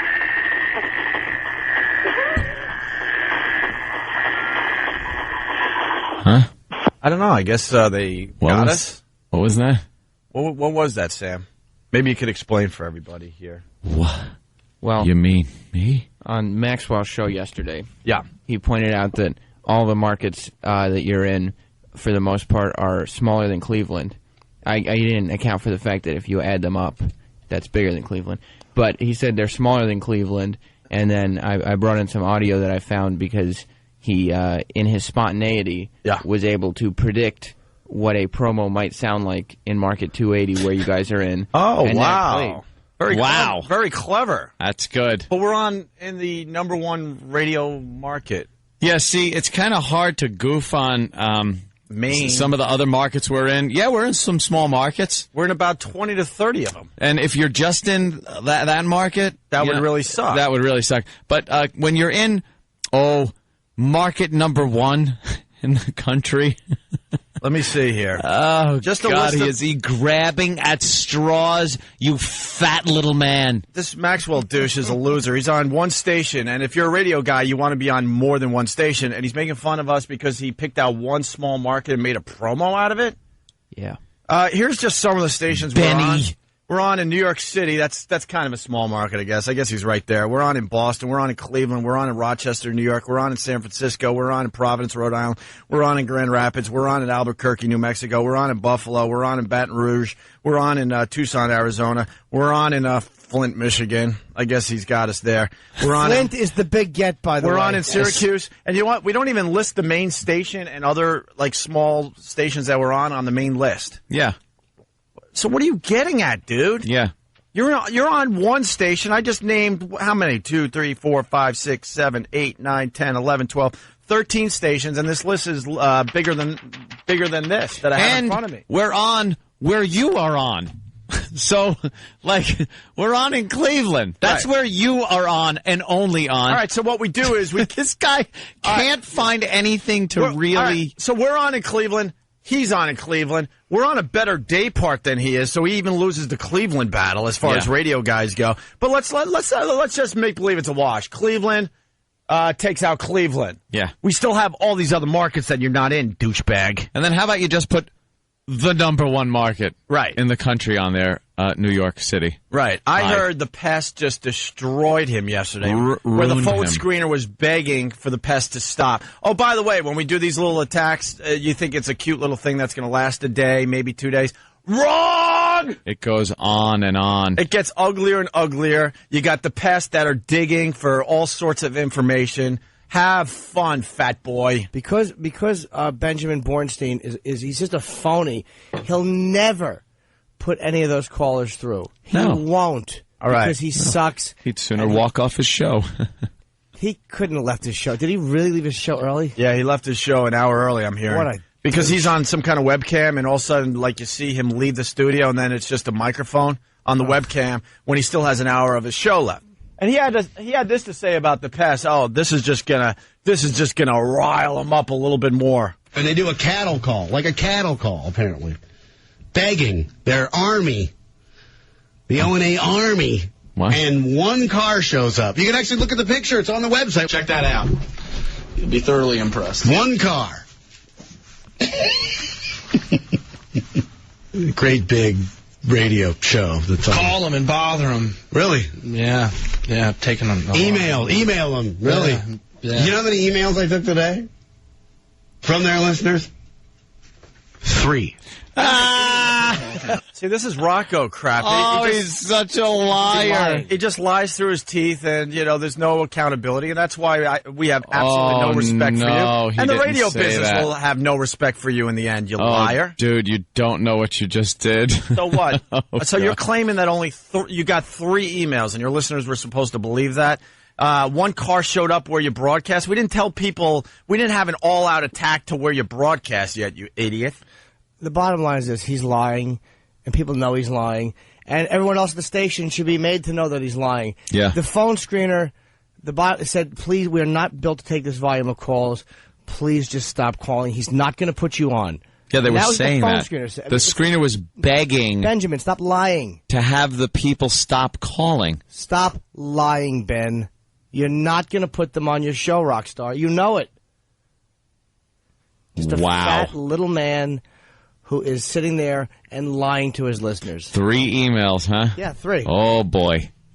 In the history of this program, when we've said to attack a show or you go to their emails or phone lines, it's never been 3. Believe me, it goes on and on. I'm sure maybe you only got to 3 because you were so excited by the pictures they were sending you of nude men, because I'm sure our listeners sent you pictures upon pictures of nude men. So you got through 3 and just couldn't take it anymore. You had to stop at 3 and finish up. 3. I didn't take any of my personal account. 3, dude. 3 from an entire country, from the greatest radio show on the planet that's so good. Planet. Not funny. 3. Who talks like that? This douche. Let's talk to Stacy in North Carolina. Stacy, what's up? Morning, boys. Hey, sir. Hey, buddy. Between my brother and I, we were listening yesterday. I know we sent him at least 100 emails. Yeah, that's from one. That's one guy. People, right? And you know what? Hold on one second, buddy. Hold on. 1-800-348-1007, 216-578-1007. And here are emails. Apparently, they didn't get any emails. So, and I'm not saying send anything negative. Maybe you're a fan of the show and you want to let him know you're a fan of the show. It's Max at WMMS.com and Stans at WMMS.com. STANS. Yeah. No, and MS. another thing, Yes, he NS. goes on, huh? He goes on at like 3 o'clock, right? Yeah. I started calling at like maybe 2:30 or so. We know the truth. The phone screener, we have some audio we're trying to cut up and play, but the phone screener basically was like, please stop. We cannot handle this. And as far as an honest radio show goes, man, he wouldn't put anyone through. You know, that's a great way to handle it. So ignore what's going on right in front of your fat boy eyes. You were calling, dude? What was the guy doing? I couldn't get through. Like the phone, I guess it was completely jammed or something because I called probably at least 30 times in between 3 and say 4:30 or 5, and it was a solid busy signal. So thanks, excellent. That's all I got, boys. Punching out. Well, that's all our fans. They call the Maxwell show because they're fans. They like fat pigs named Benjamin who talk in a phony voice. Yeah. And then listen to this. And Norton's so funny, too. He'll bag on Cleveland, but he'll come here and take all your suckers' money for going to his bag on Cleveland. First of all, you could have just stopped at Norton's funny. I would have appreciated that. Hey, just isolate that clip. Yes. Norton's funny. Norton's funny. We'll just keep playing it and lie like he does. Do me a favor, Bornstein. I know you're a liar and you're a radio hack, but I would bag on Cleveland in a second, but I didn't. Because I like Cleveland, and I've always said the women in Cleveland are great because they have, let's just say, private parts that I appreciate the appearance of, and they put out. So I said that I have 2 sold-out shows in your city. Yeah. But look at him trying to rally the troops. And you suckers, that's the best you got, that boy? He's going to come to Cleveland, and you suckers, you're going to give him your money? Does he think that people are going to go, hey, wait a minute, he's saying that Jimmy doesn't like us and we're giving him money. Well, I won't be going to see Jimmy. What is this? Who are you, Norma Ray, trying to rally the troops? Shut your mouth. Great. Money for going to his comedy show. Right. Shows. Does that make you feel good Sold knowing out. that the guy loves ragging on your town, but now you're going to drive downtown, go to the House of Blues, and pay money to see Thank you. He plugged them. Thank you, stupid. You even know where I'm playing, don't you, Benjamin? Good boy. When did this guy start doing radio? Last week? Oh, he's a good boy. This guy is as green as they come. Is he the worst? He's going to convince people that have been fans of this show even before we were here. Yeah. You know, we've been huge in Cleveland for quite a while, and he's going to try to convince them that, first of all, we rag on the city, that Jimmy rags on the city of Cleveland, and that they're suckers for seeing you.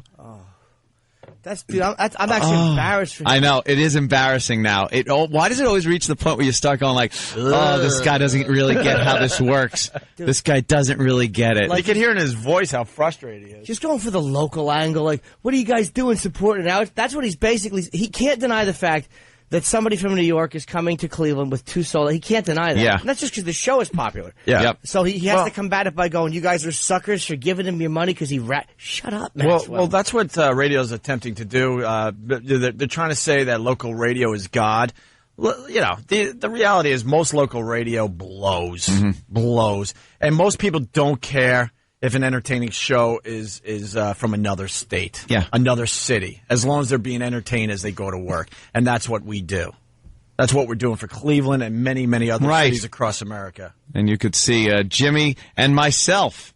What? Yes, I am going with Jimmy. I want to go so bad. I swear to God, I want to go so bad, but we're celebrating Big Ken's birthday in Philly. I'm dying to get on a plane with you guys. And the beauty is I'm dying. I've convinced Anthony to pay for my ticket. Because Anthony only flies in the front of the plane. I'm the coach kid. You're not the coach kid. I am going there, not coming back. Oh. I won't fly first to Cleveland. It's too expensive for too short a flight. Come on. You're really going to Cleveland? Splurge. Easy come, easy go, Norton. You're really going to Cleveland? Yeah, I'm going to Cleveland. And you guys are going to be on Nard's show tomorrow afternoon? I think so, yeah. Are you going to be there in time to get on the radio there? I don't know. You better. I hope so. You better. Why should I better? Because it'll be too much fun, man. You know how much fun you guys are going to have in Cleveland? But now you're going to drive downtown, go to the House of Blues, and pay money to see him? Good boy. Have fun with all that. They in will. a town he hates. Yeah. In the town he hates? How does that come into play? Holy Jesus, is this guy an ass? But it's just, if I hated Cleveland, believe me, I trashed Albany before I went up there because I don't draw well in Albany. I would tell you I hated Cleveland. Dude, I've admitted trannies. You think I'm going to lie about Cleveland? Yeah. I happen to like Cleveland. I've always said that. Sold out. Just a little...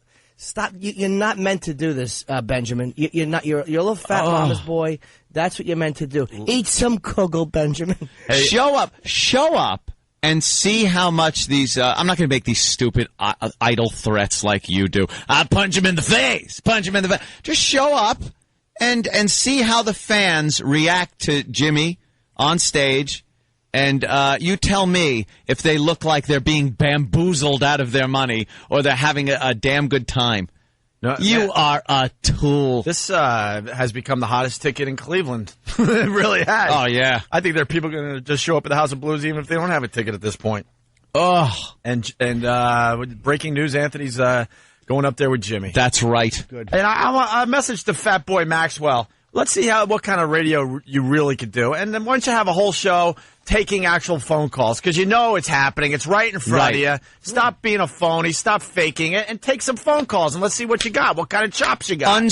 Take unscreened phone calls. Even screened ones, because they'll get through. We took one of your, take some calls. We took one of your losers, and they weren't even brave enough to come on the air with their voice. They had to play some promo that I guess you ran on your show yesterday. Mm-hmm. It was probably someone. And now look, we riffed on it for 20 minutes. We riffed on it for 20 minutes. What do you got, fat boy? You're going to just ignore it's going on right in front of you. Ignore your phone lines. Tell your screener to beg the people that are calling to stop because we can't do the show.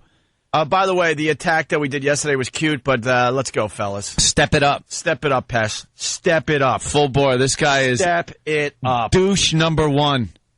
Douche number one. And he started the whole I thing. can't wait for the day that we get the bigwigs from Clear Channel to actually call us and go, guys, please Please. And then we're going to have to tell the bigwigs at Clear Channel, well, tell your little fat boy Maxwell that he has to go on the air. Come on, Bornstein. Come on. And admit defeat. And if he doesn't, it will continue. Come to the show. It will continue.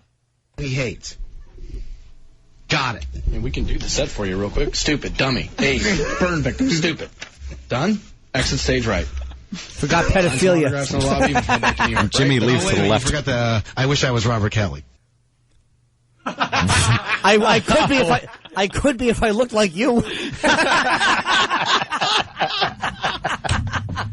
I wish I was Robert Kelly. What does that mean? It's just what does that mean? I don't know. Oh, but it's another player on our show that he knows. Right. That's the beauty. The show that he says he doesn't know much about. That he doesn't know, but he knows. Robert Kelly comes on here. He knows. He just knows everything about this show. Oh, is this guy a douche? Max, Benjamin, you're not good at this. Yeah. You're not a maverick. I actually feel sorry for Rover because he's going to have to work with this douche. Oh my God. They're going to have to make believe they're friends and stuff. Are they going to have to pass in the hall and like talk? Rover has to hate this guy's guts. He does. I don't know how he's going to play it. We'll see. Whatever. Sam, in a city that he hates. Yeah. Bamboozling people taking their money. A city. What? A city that we hate so much that Anthony, who doesn't like leaving his house. Yeah. I don't get any. I don't go anywhere. Going to tomorrow with hopping Jimmy. on a plane and going. What do you got, Sam? Just so you guys know, Maxwell also said he knows that you listen to his whole show. And that's how you get his audio, because how else would you get it? You guys. How else would we get it? Our fans send it in. They go, you got to hear this jackass. Sam.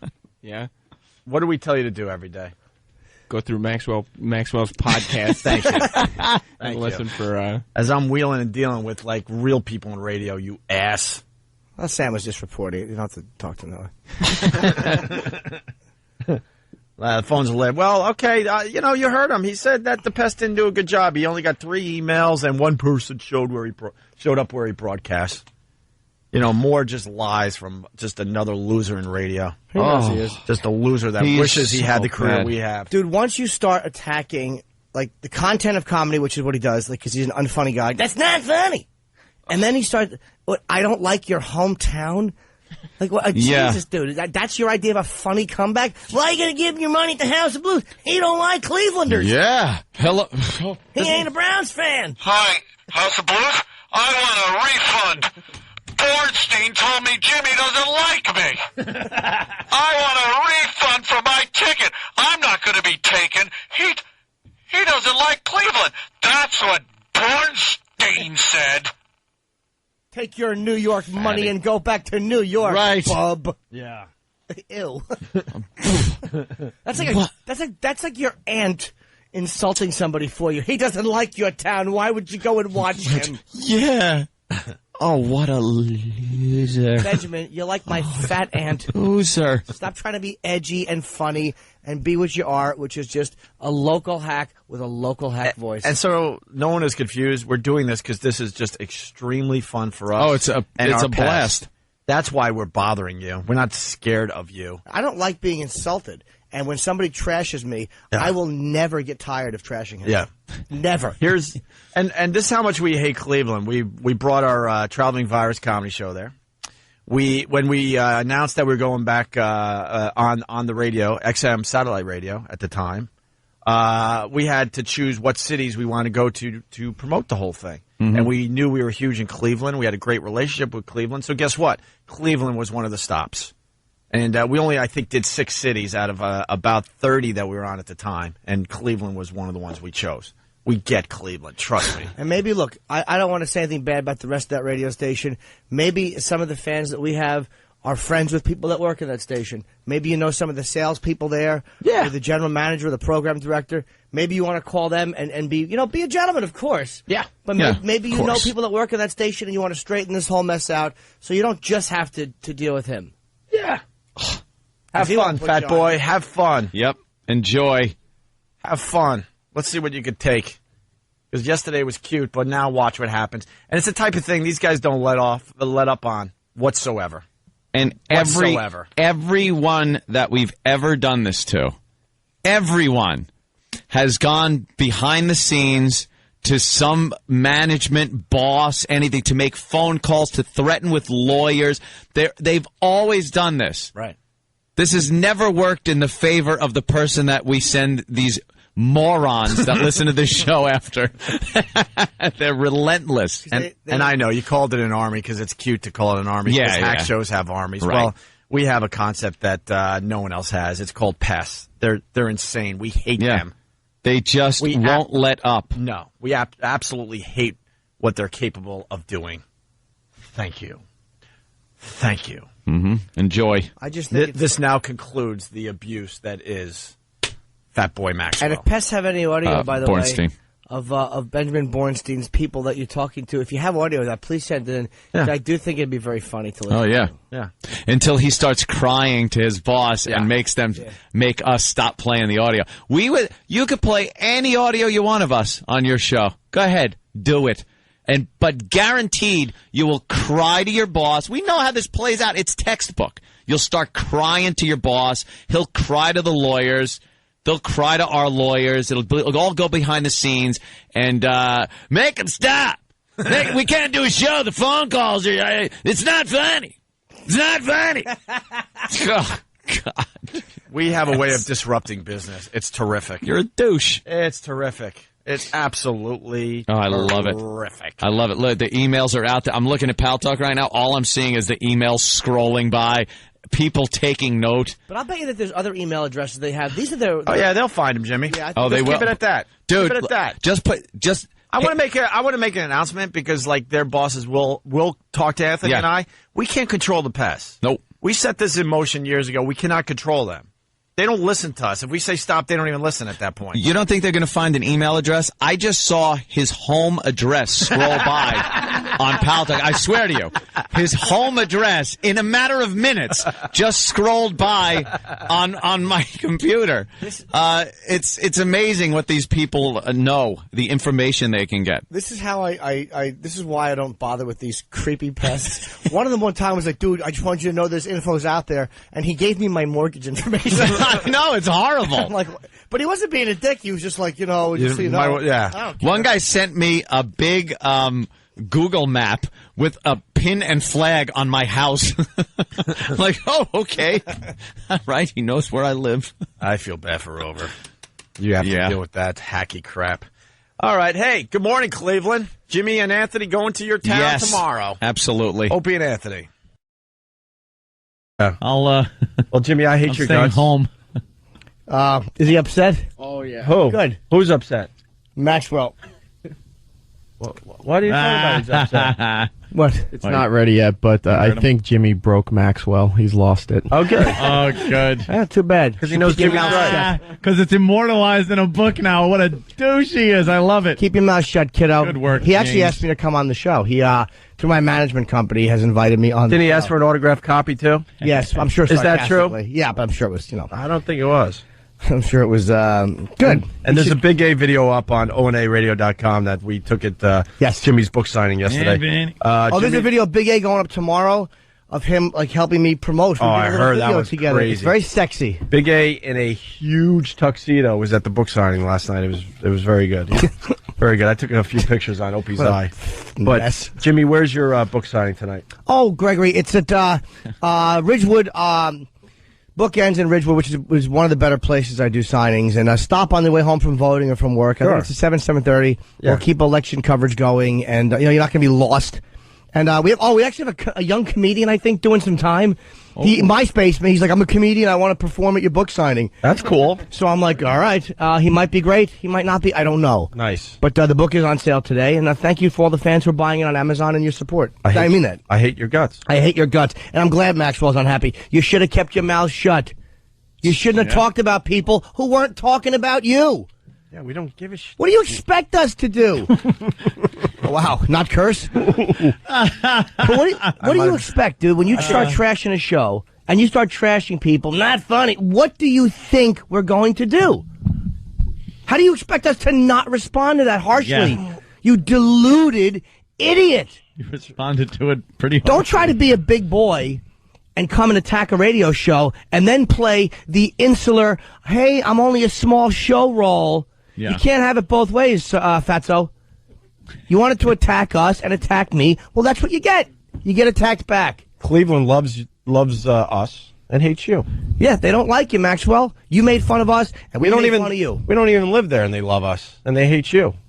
Yes, E-Rock. Yeah, you're saying that you won't come on his show, that O&A won't let you on his show. O&A will let me do anything I want. We're not even competition. The reality is I'm on a radio show. Why would I go on a show where I'm heard by less people? That's what I want to do. Don't talk to all of these people. Let me talk to 75 people sitting in Buicks. What's wrong with him? He thinks we sit around and talk about it. Max, you're not even on my radar until this stuff comes up. He says something, and then we bash him back. Exactly, unless we obsessively write about him with a tent in our pants because it's so satisfying to make fun of this fatso. Nice. The audio I'm cutting up, I'm over 3 minutes, and he's still saying the same thing over and over for the last 3 minutes. Yeah, he does that. What's he saying? He's playing highlights of this show, and you guys saying how he has to turn the phones off. I wonder where he got that idea from, by the way. Loser. Good boy. And Enjoy. all No one was doing that. All he kept saying over the audio is, do the bit, because you said do the bit, fat boy. So he kept going, do the bit, and it's over 3 minutes now, and he still hasn't stopped. She should keep talking. Keep talking, fatso. Keep it up. Because there's a paperback that will come out someday, and I'll just add to it. You want to play rough? I'll add to it again. And then people who don't even know who you are will know what a fat, stupid ass you are. There you go.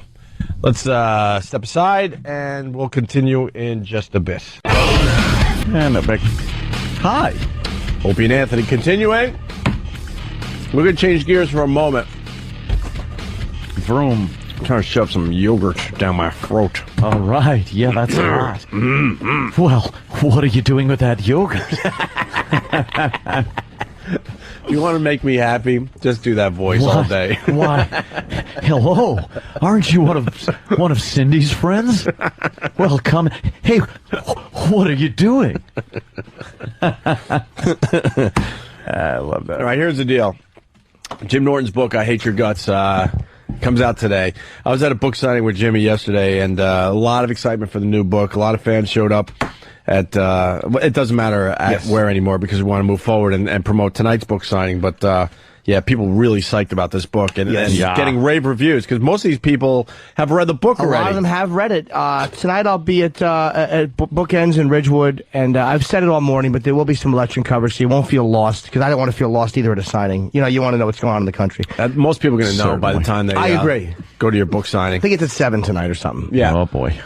But thanks for coming, man. Opie came last night. It was really, I know Anne's in Long Island. Opie and I live next door to each other, so I appreciate you. We went down together. Yeah. It was easy. I'm going to attend the Carl Place in Long Island, signing. Right? Yes. And see, I won't make that one because that's out of my way. Close to me. Maybe I will. When is the Carl Place one? I want to say, is it tomorrow? It might be. I want to say right now. Oh, Anthony, but that's not the truth. I know. Tomorrow I can't. I got to do a back and forth to Philly tomorrow. I'll tell you. More fun. I think Carl Place wedding Long Island is tomorrow. Huh? I think it's tomorrow and Philly is Thursday. Penny would know. See, if Philly was tomorrow, then I can do like two things. Kill two But things then I with one couldn't thing. go. I want to go. Tomorrow is Carl Place Long Island, Wednesday night. Look at this. The market loves this Obama guy. Up 200. See it? It's What? good for the country.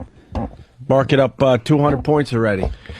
First 5 minutes, and this is all because of Obama. No, is it? They're feeling the hope down on Wall Street.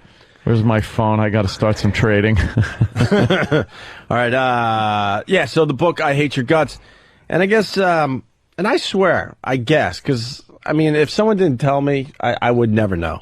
Maxwell is talking shit about Does he like our the show book? Is he a and fan? talking shit about you again, Jimmy. Good. Just getting under this guy's skin. I love it. Good. Because here's the thing. I haven't heard any of the audio. E-Rock kind of told me a little bit. E-Rock is laughing like a little schoolgirl as he cuts this audio up. He's like, enjoying this is hilarious. The thing with Maxwell is this. I've said it before. You came after this radio show unprovoked, you fat pig. We hit back. And as a comic, I hit back in every single avenue as a performer. On the radio, on stage as a comedian when I was in your city, and then in the book. This will teach you to shut your fucking mouth. Nobody was bothering you, brother. Nobody. No. We could care less about you. So don't cry about it like a little bitch. Didn't even know about him. I'm not crying about what you said about me. Whatever it is, say it. Not funny. Say it. Yeah, I stink. We know. He's on a station in Cleveland. Yeah. I don't even know his time slot. Is he what? I think he's afternoons. He was Afternoon afternoons. drive? Okay, Yes. good for you. That's quite an accomplishment. We did that like 10, 12 years ago, and then we moved up to bigger markets and got syndicated. So maybe you're following the same career path as us. Who knows? Attaboy. I don't think so. I don't think so whatsoever because you're a phony. Here's the first clip, Jimmy. Uh-oh. Enjoy. And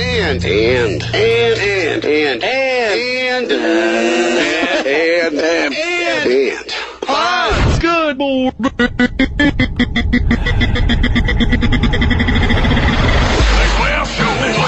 Maxwell Show on WMMS. And fun. Ladies and gentlemen, Maxwell. That's me clapping. That's his intro. That's badass. All right, This guy's a gritty rock star. He's gritty. He's a gritty man. Stupid beat. God, Jesus. I love this more than anything right here. Fun. It really is He's fun. gritty. Gritty. Stupid Maxwell. And then his dummy. His little sidekick was trying to say that he's funnier than Jim Norton. So we're like, okay, maybe this guy is funnier than Jim Norton. And we gave this guy the opportunity to send 5 minutes of him being funnier than Jim Norton to our show. We would play it without even commenting on it, and the guy never sent his shit in. So shut your fucking mouth. Yeah, I don't mind a guy talking shit. It's You what gotta happens. back up your shit sometimes. And if you're saying Jim Norton isn't funny and you got a guy on your show that's funnier, and we say, all right, well, here, send it in, and you don't send it in. End of story. You dope. Here's I don't know what this means. Do the bit. What does do the bit mean? I don't know. Is E-Rock around to explain some of this shit? I think he's cutting up more. Maybe because he was saying that I said that or something like that. What, I don't pork? Wow. E-Rock, look how excited E-Rock is. Look at him running. He's jolly. He's traipsing. He's very light on his feet today. Is he? Yes. Usually he's just a fat lollygagger, but today he's hustling around. No, you gotta be with E-Rock today because he's laughing his ass off as he cuts this up. What do you got, E-Rock, on this? He starts playing audio of this show. Good. Is he promoting it? Not yet. Oh, okay. Starts playing audio of this show while commenting over the audio. Like, what type of shitty radio trick is that to do? Oh, we do. Boy, I wonder where you got that from. Of course. You're learning pretty well there, fat boy. Yep. This is one of many tracks, and so far I'm about almost 6 minutes into it, and the same bit is still going. Good. That's the way it should be. That's the way he does it. It's like 1 bit an hour. Guy's terrific. Their pests really aren't that big of a deal. They're not. It's not like they're coming out in flocks. It's not like they're everywhere. What are we gonna do? Deal ultimately. You know what I mean? There's nothing to run from. I'll tell you that. Because at the end of the day, we can shut the phones down and do a radio show. Can you stop the phones? He has to shut the phones down. Yeah. Why would you have to shut your phones down? We shut down his MySpace page. That's funny. That's not funny. Oh, I love it. This guy's a cartoon character. Is that old or new? I know, he really is. He should be a superhero. He should come around Hackman with a fucking big H on his fat stomach and a sleep apnea mask. And he fucking wheezes from building to building, saving people from good radio by talking. You fat cunt. You can just hear how annoyed he is. Oh, he's in a rage. MySpace page. That's funny. That's not funny. They're not funny. He's doing the bit. That's right. Do the bit. Do the bit, good boy. Danny. That's right. Do the bit. Do the bit. And talk like Opie and Anthony. Do the bit. Do the bit. This is how we talk.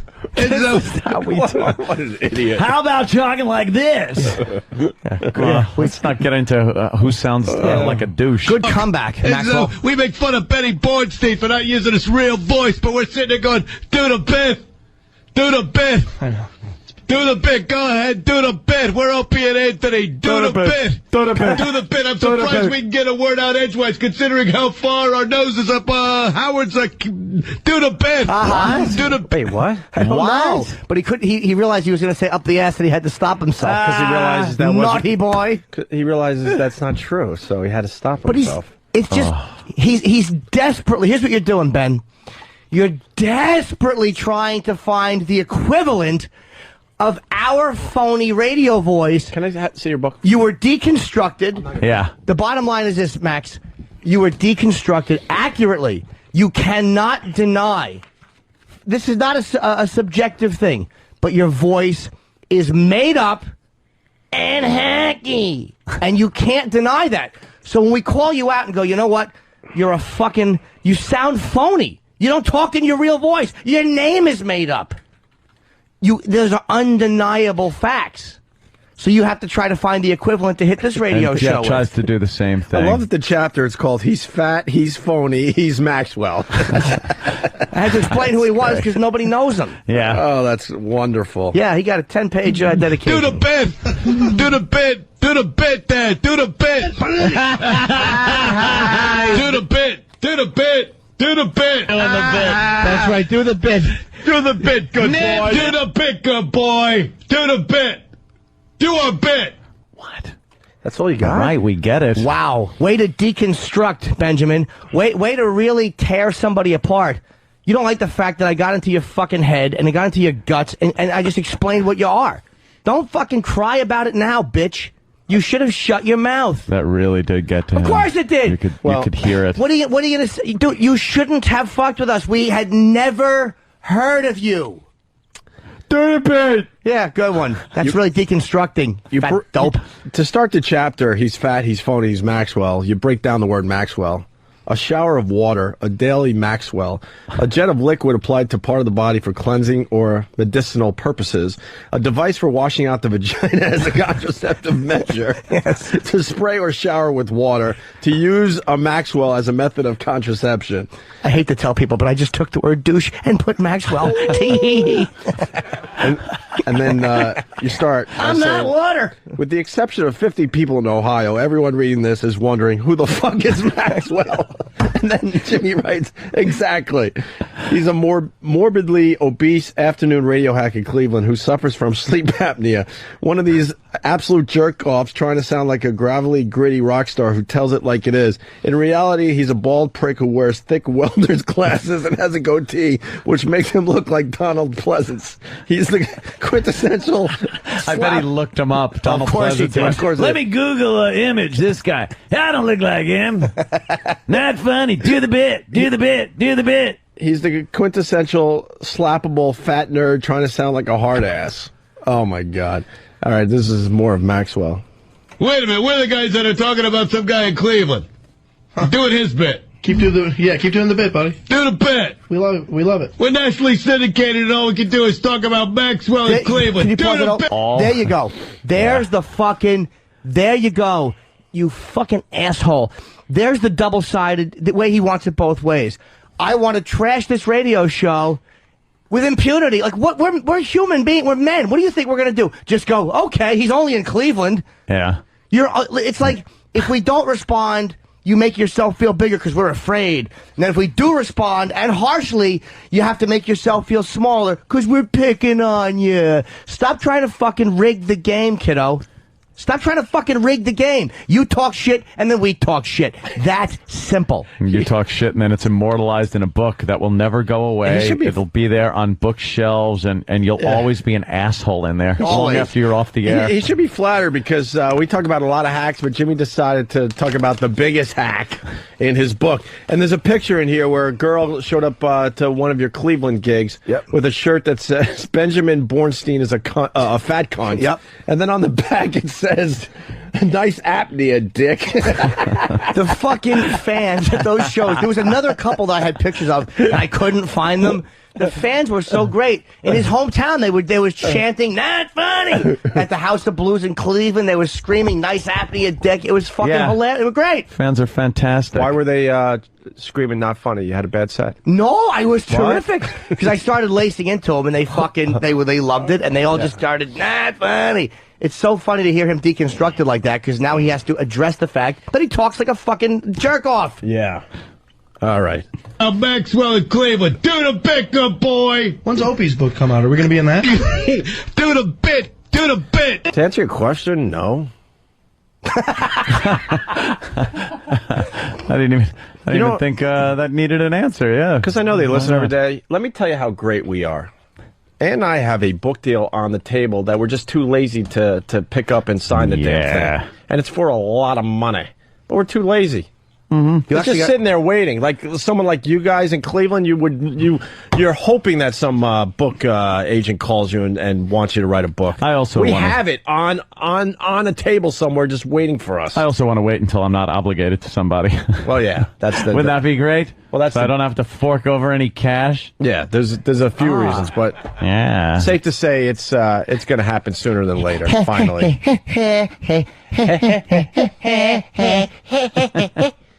Do the bit! Do the bit! Do the bit! Do the bit! Do the bit! What's the bit, by the way?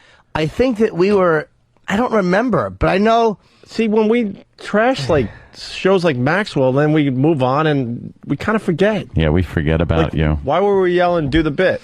I really don't know. It was probably something about him going, that funny, or his phony radio voice. Yeah. I don't remember what we were saying about Benjamin that upset him. Benjamin. Little Benjamin Bornstein. Benjamin Bornstein. Good boy.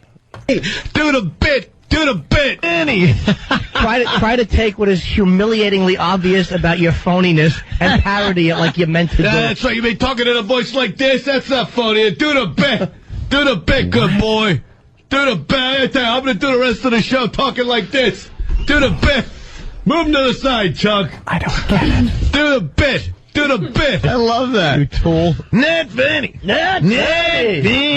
N-A-A-H-T. Not funny, yeah, pretty much O&A there. Not funny. Not all that funny. They think they're funny, but at the end of the day, they're not funny. Not funny. Not funny. Drag it out. Do the not funny bit, Norton. Keep doing the bit. Do the not funny bit like that. Do the not funny bit. Dude, they're playing audio of us accurately deconstructing how phony he talks. You are an idiot. God, you have nothing.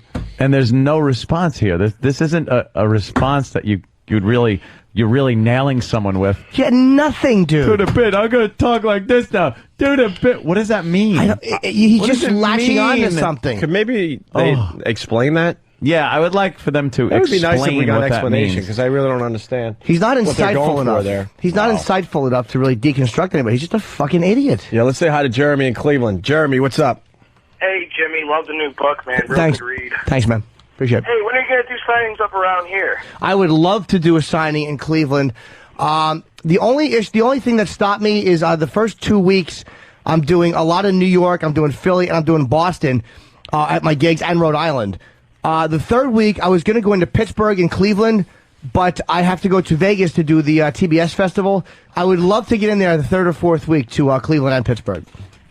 Okay, yeah, well, when Otto and George was in town last week, Maxwell canceled his whole entire fucking show from 3 to 7. He was in best of, because we had planned like a big attack when Otto came in. If he's going to go in the studio, we were just going to call and call. Well, Otto probably didn't know that. No, Otto did know. He goes, I was supposed to be on this guy Maxwell's show. He told us, and he doesn't know the ins and outs of our show. And he goes, and the guy canceled, and it had something to do with you guys, and we had to explain to Otto what that was. Oh, because he canceled Otto because he goes on our show? No, he canceled Otto because he was worried that, Otto was going to get the best of him on his own radio show. So there's a brave guy. He was in your studio when you were making fun of him, saying, they're not funny, but Coke Logic made that animation out. He was in studio that day. Oh. All right. I know the show very well, guys. I linger longer quite a bit. I appreciate that. Thank you, man. Jeremy. Good for All you. right, guys, take care. All right. Let's say hi to Linda in Monroe. Linda.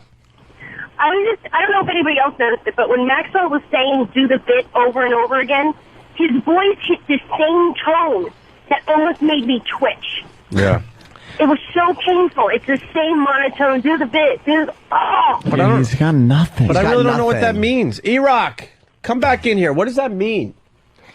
I would love to read the whole chapter on the show today because it's really, really funny. Oh, thank you. Really funny. Thanks, man. But you want people to buy the book. Yes. I mean, it's worth it just for the Maxwell chapter. Yeah, that's the only chapter I've read all the way through. Oh, really? Okay. Yeah. I hope you like the rest of it, too. E-Rock. Do the bit. He's mocking Jimmy where... He's mocked. I don't like being mocked. But why would he make fun of me? I'm a good boy. Go ahead, Eric. where you're saying... they're playing audio of you saying... yeah, fat boy, do what we tell you, turn the phones off, those kind of things. Yes. So he just started saying, do the bit. Oh. Because all Jimmy is a bit on the show. That's a good one. Uh-huh. You just explained it, and I still really don't I'm understand. still not sure. Yeah. Oh, he just decided to say something that had no humor value. All right, Yeah. fair enough. Why be funny when you can just say words? Do the bit. Do the bit. Not bit. I love the fact that he's really playing audio of us just shitting on him accurately. Yeah. Like, dude, you should find bad audio clips. I'm sure there's plenty of them. Yeah, maybe you shouldn't play this. Dummy. Let's say hi to Ron in Pensacola, Florida. Ron? Hey, Opie, Little Jimmy. Hi. Hello, Ron. Hey, your book rocks, Jim. You're a literary genius. Oh, thank you, dude. I was an Army Ranger for 8 years. I'm tempted to go to his house and cut off his power so he suffocates at night. No, Maxwell's he's much more fun to have alive and laugh at.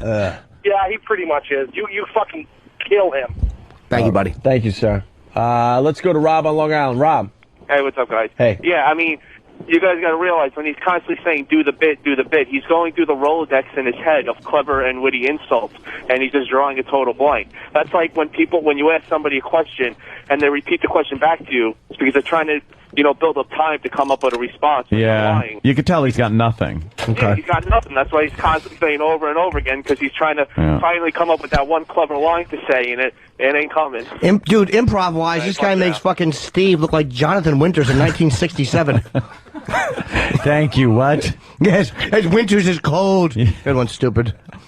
Do a whole bit based on a guy in Cleveland, Ohio, where you got a big-time radio show that you guys are here talking about a guy doing afternoons in Cleveland. Yeah, the reality is, we did that bit, and we did thousands of others. Yeah, we goofed on you. Thousands of other stink. bits.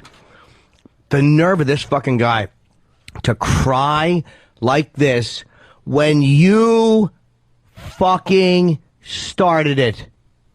You arrogant, deluded, fat motherfucker. Yeah. You started it, man. We didn't know who you were. If he would have come out at the end after that and went, hey, all right, man, I shouldn't have started shit, it would have I would have even thought to write about you. But the way you were lying, like I was getting pest reports from these fans, and they're going, yeah, we got through. They had audio, and you're going, nah, no phone calls. So you continue to lie. What do you expect?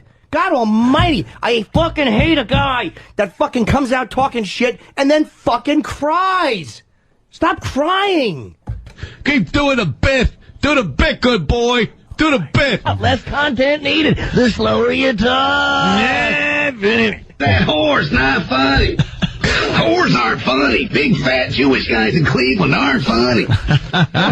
Big fat Jewish. Big fat Jewish guy. Okay. What? A big. Wait. Where Opie and Anthony? Hey. What? Is this new audio or what old? is he E-Rock, doing? Are you sure this is new and not from a best of? If I I'm find doing out the rest of the show talking like Opie and Anthony. Do the bit. Do the bit, good boy. Do the bit. Aren't funny.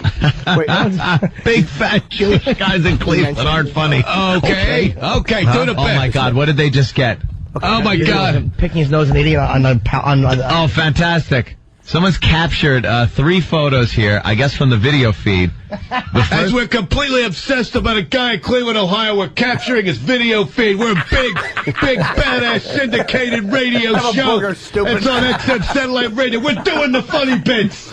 You know, you can't turn that one around, pal. You really can't. Big fat bald fuck eating his own boogers. Yeah, stop. You got nailed. Stop fricasseeing nose candy and fucking consider it's not a chocolate covered ant, you fucking fatso. Just keep your mouth shut, and when the paperback comes out and I have added material, I won't fucking write about you. Don't give me more. That's what we're doing, Stansberry. Because we're the kings of comedy over here. You know what we should start doing? What? We should start taking microphones with us when we walk down and get lunch. Yeah. And we'll do the walk to the cafeteria bit. Do the bit. We'll do that bit. That's right. We're so big. We're the biggest radio show ever. People care what we eat. Right. That's right. They care what they want to listen to us walk across the street, but we're so big. We haven't done that in 2 years, you idiot. Holy shit! But it was kind of a cool thing to do, at first when we had this weird Yeah, schedule first of ours. all, douchebag, it's New York City.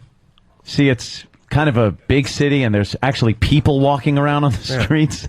So you can't deny that when you walk around, things do happen. You can't deny that we got good audio out It's of it. called improvisation. It's called being able to think on your feet when you walk over and maybe see a homeless guy and you stop and talk to him. Stomp on his cake. Get some outrageous shit out of him or whatever. Yeah, stomp on his cake. See, that's what it's all about. It's not about repeating the same line. What has to be now 300 times. Yeah.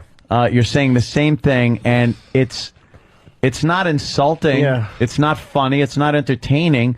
Seriously, it's desperate. I'll give you that. You sound very desperate, it sounds like somebody who, Jimmy absolutely got the better of you, and you don't know how to defend yourself against it.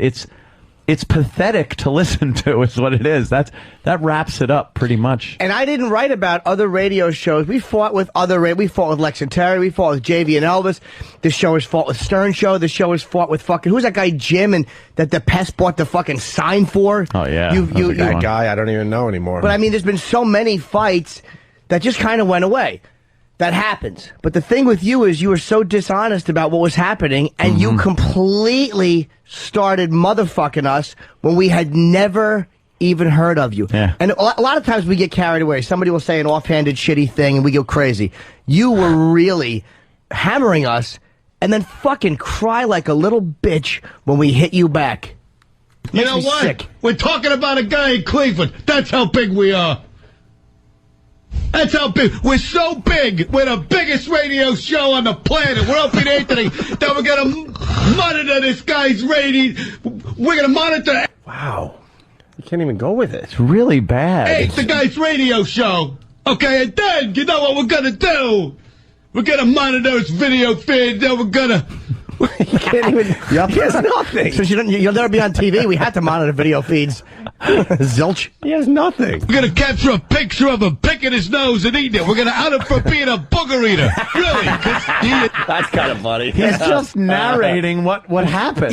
I like this guy. He just states the facts. Yeah. Yes, you're a nobody, and yes, you ate boogers. Yeah. Yes, we have a 3-caption video feed of it. Jeez, at least duck under the deck like I would. And didn't a listener give us Of course that? a listener did. We don't monitor like, you. He thinks we're sitting here watching his video feed. We're too busy looking at girls like shove things in their pussies. Yeah. You fatso. The pests do that because that's what they love doing. They Yep. love finding douchebag, fat fucking assholes like you, and finding you in embarrassing situations, and then sending it to us, and sitting there with your finger dug up your fucking nose, and then shoving it in your mouth afterwards is hysterical. It's the proverbial hoot. Yeah. And we enjoyed it. And somebody, I don't know if it was Whackbag or whoever they were. I know it's an avatar. I think some people have it on Whackbag. Yep. Every once in a while, I'll flip through the message board. I'll just see that fucking fat load eating a booger, and I laugh every time I see it. Does a girl kiss you with that fucking Yeah, but you know what? booger-eating fucking mouth? It's how he eats the booger, because I mean, I've been known to eat a booger What, or with two. a fuck- oh.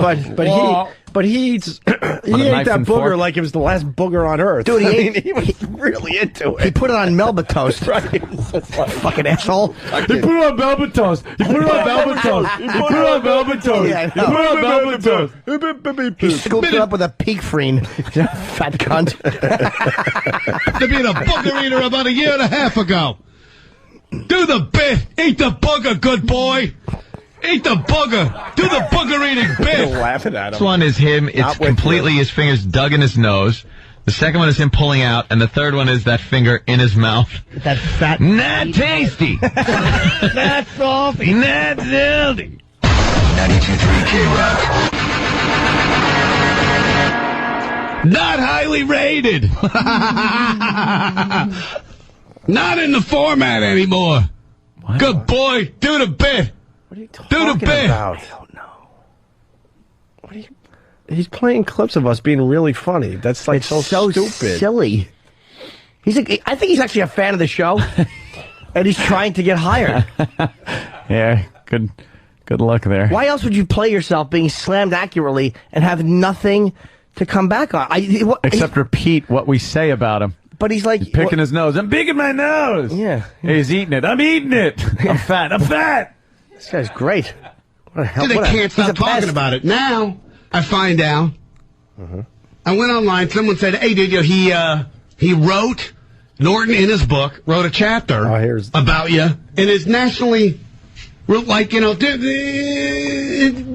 Barnes & Noble, Borders, like, for real book. Guy's a best-selling author, New York Times list." Thank you.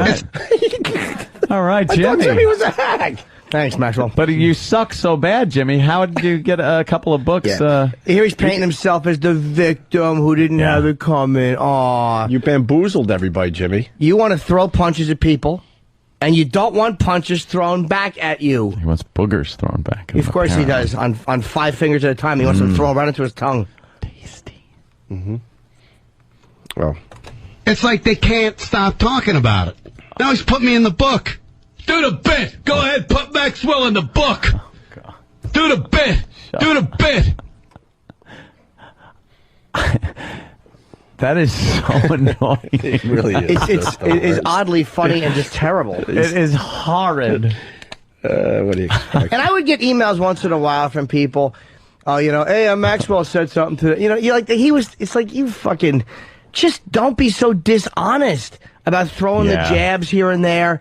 You throw them, dude. You throw them. And if somebody is fucking, I'm not that out of touch with, if people hit me, I hit back. It's the way it should be. Yeah. People attack this radio show, we attack back. Don't cry because we're better at it than you are. It makes it sound like we Apparently like searched him out. That's what's enraging. That's such bullshit. He should come out and tell the truth, which is, I was shit talking these guys, and they knocked my teeth out. Because that's what happened. Here we I've never unprovoked attacked a radio show ever. Yeah. Except for I wonder who greenlit that was like, that's probably a good idea. Yeah. Hey, let's take a couple of pages or a chapter or whatever and talk about this guy who most of your audience who's going to buy this book has never heard of. Boy. Who was like, no, because Jimmy knows how to write in such a way that, you know, it makes it entertaining for if you know him or everybody. not. It doesn't matter if you ever listen to the dumb show. What do you think? You read a fucking novel? You have to know who every character is before you... And I explained... He spelled it out that you're a douche. Who you are. I explained why I was writing about you. I explained that you were talking shit about us. I explained that you were then criticizing my HBO special and the promos. So they don't need to know who you are. I explained. Explanations. Do the explanation. Do the bit. has never heard of. Yeah. Who was like, do that? That's a good idea. Yeah, I was. Because whoever that was, I want to make sure we never hire them to help us. It's ridiculous. You're not going to have people of that caliber ever wanting to work with you guys. I mean, stop being dishonest. I want to hear him say, do the bit again. Of course. Please say it. I hope he says it again. Sure, like, why? It's absolutely ridiculous. These guys claim to be, well, we're the greatest radio show ever on the planet, but we can't stop talking about this one market hack in Cleveland. Hey, do the bit. And now, is he trying to do Dice? It sounds like he's drifting into a Dice impression, but... Or at least trying? Yeah. Because he's mocking you for doing Dice, I guess? I don't know. That's good impersonation. Which is less than 1% of your I think it was the real repertoire. people. Bit, and now I'll lame the third chair sidekick. You know, Jimmy Norton, the guy that isn't good enough to actually be like a top tier comedian, which is why he's doing radio. Now he's written a chapter about him in his book. We're obsessed with him. We can't stop talking about him. What? Can I ask a question? The top tier comedian, but I have to do radio. You have to do radio. Can I ask you fucking, you monumental dumbbell? Why would you attack the medium you're in? Like, so why is it you're a top tier comedian if you do TV or if you do film, but not if you do radio? Like, why would you separate your form of entertainment from other ones? You fucking self-destructive idiot. Yeah, I guess he can't really distinguish the fact that, you know, because he sucks. So he assumes the whole medium sucks, and if you're in it, you suck. I talk for fucking 5 hours a day. I hang with my friends. I make a good living and talk to 2 countries. Why wouldn't I do that? You're not a top tier comedian. What comics love coming on this show? Do the bit, you silly goose. It's a perfect job for Jimmy. It's a great fucking gig, dude. We love our gig, but Jimmy he has it even better. Because the pressure, let's be honest. You have less pressure. No pressure. If you wanted to, you could take the rest of the week off to just promote your book. No one's going to question it. It's a perfect gig for you. Or I could Plus, it allows you just to do the bigger gig instead of traveling around the country like a lot of these guys have to do, just to make sure they're making enough money to support their families and stuff. Amazing how he would just be This is perfect. This is a perfect gig. That's why Artie Lang does it. It's perfect for you guys. Of course. And safe to say, there's a line out the door, hoping Jimmy moves on to movies or something, because they want the gig, and they're really good comedians in their own right. Comedians love doing this show. And other radio shows. It's obvious. Like, you have got to be kidding me. Like, you guys just you refuse to let it go. And I think it drives them nuts because they know that at the end of the show, at the end of the day, it's a better show. Yeah, that's what it is. Our show. It's a better show, dude. We're funnier than you guys, man. Yeah, he doesn't even believe himself. He doesn't believe it. It's a better show. Our show. But we're a better. Listen to this again. He doesn't like even McCain when he was agreeing, not agreeing, disagreeing. The guy doesn't even believe in Our what he's show. saying. Yeah. How about end of the day? End of the day. It's a better show. Is it? Do you really Our believe that? show. It's a better show, dude. We're funnier than you guys, man. It just drives you crazy, doesn't it? Sorry. And I know for a fact that you're infuriated that Norton put that in the book, because now it's going to draw attention to the Maxwell show. Someone that works with them let me know that. He said, What a lying sack of shit. To imply that anybody around here works. Yes. We have a spy among us. There's a mole. That old gag, Maxwell. Old gag. You really want anybody to believe that anyone here is angry with Jim for doing a fucking magnificent job of bashing your fat fucking worthless ass? I gotta tell you, why would we be? People say angry all the with that? time that even bad publicity is good publicity. Maxwell, in this case, not really. No. You might want to look up John DeBella and see what kind of publicity he got and what that did to him in his career. And I encourage people to listen to him. I really do. Like, I think he sucks. But I'm never afraid, and no one on this show is, of the competition. Like, don't listen to him. And I even write in the book that old program director, cowardly shit. Listen. Yeah. If honestly, if you listen to Maxwell's show and you think it's a funnier show and it makes you not like our show, then fucking go there. And that's not arrogance. That's let the free market decide. Yeah. You like me as then again, you can listen to two comedians and it doesn't really matter. But if you listen to, say, a guy like Mike Birbiglia or Voss or whoever you listen to, and listening to them makes you not like me, then listen to them and not me. I think, though, if they listen to Maxwell and they enjoy it, they should probably shoot themselves in the face. Oh, without a doubt, with a cock. Because it's over. Yeah. You have no sense of humor. Listen to this shit. He has nothing. No, there's some funny to go stuff. with. It's the audio we did. Yeah. Norton put that in the book, because now it's going to draw attention to the Maxwell show. The Maxwell Someone that works show. with them let me know that. Who would talk He said, to you have no idea. This is a major issue. They didn't want that being put in the book because they know it's just going to draw attention to the Max. Every program director in the country is going to log on and listen to a podcast. Show. Yeah. Oh, that is something. It's a major issue. They're gonna lie and listen to the Maxwell show. Yeah, it's a major The issue. Maxwell show. All right. A major issue? Yawn. Dude, what are you doing? How about this, Maxwell? You want me to lay off? Not skinny. Why don't you? If you want me or the show or whoever you want to lay off, all you got to do is say, look, I started with these guys. I started the fight. I wish I hadn't. I'm sorry I started it. And that would be the end of it for me.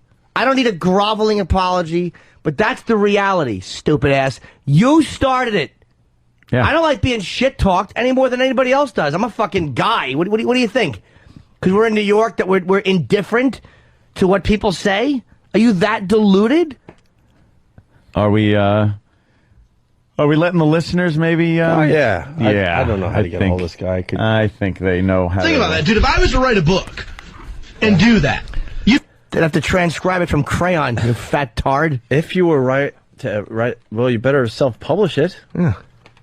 Better like write a pamphlet and stand outside supermarkets. If you're not going to be selling it in any real bookstore. What would he call it? If I was to write a book, what would he call it? Languishing with an unfunny man who eats boogers.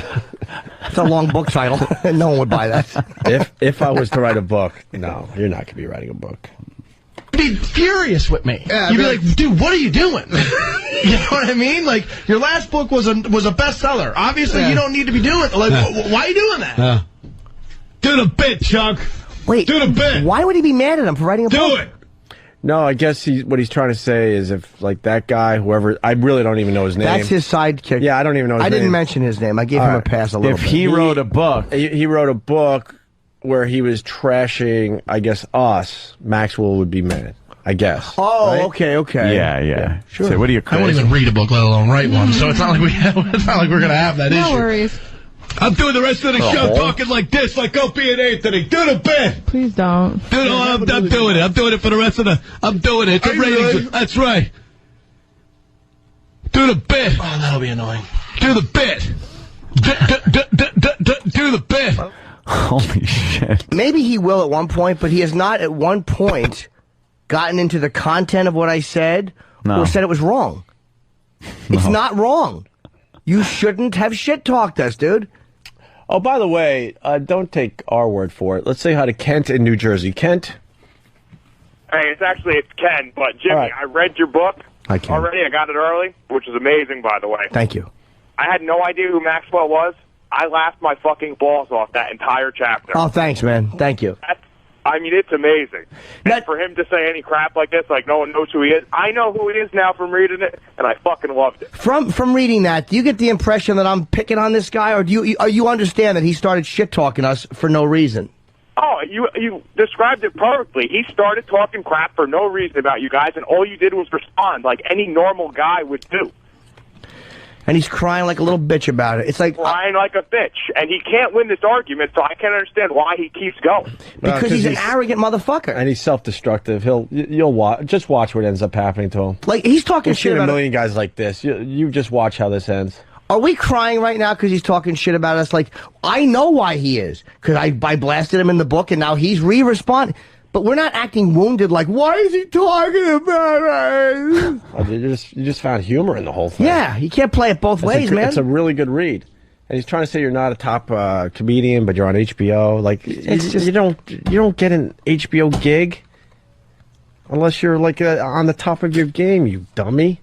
This guy's so not a big deal that we're going to talk about him for 45 minutes on our nationally syndicated radio show. Right. Yeah, because we knew how to make it entertaining. Yeah, it was funny, unlike what you're doing right there. Exactly.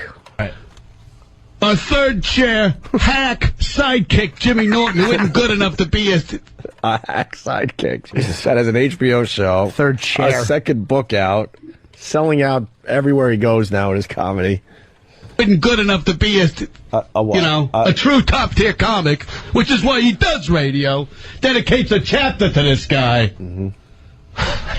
We're obsessed with these guys. Mm-hmm. He has to shut the phones down. Yeah.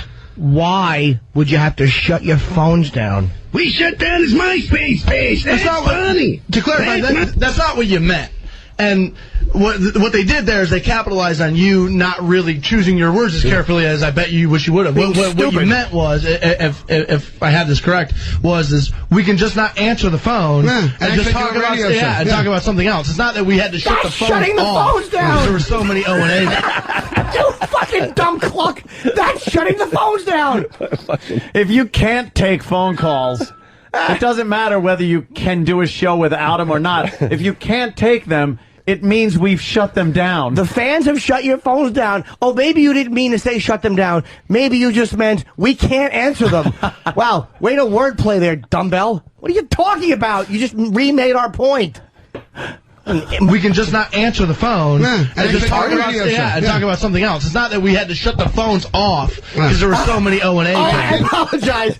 I spoke out of turn. I meant to say shut the phones down. Did I actually say that you put it on the off switch, you literal asshole? I didn't mean you pulled the plug out of the wall physically, you dumb fuck.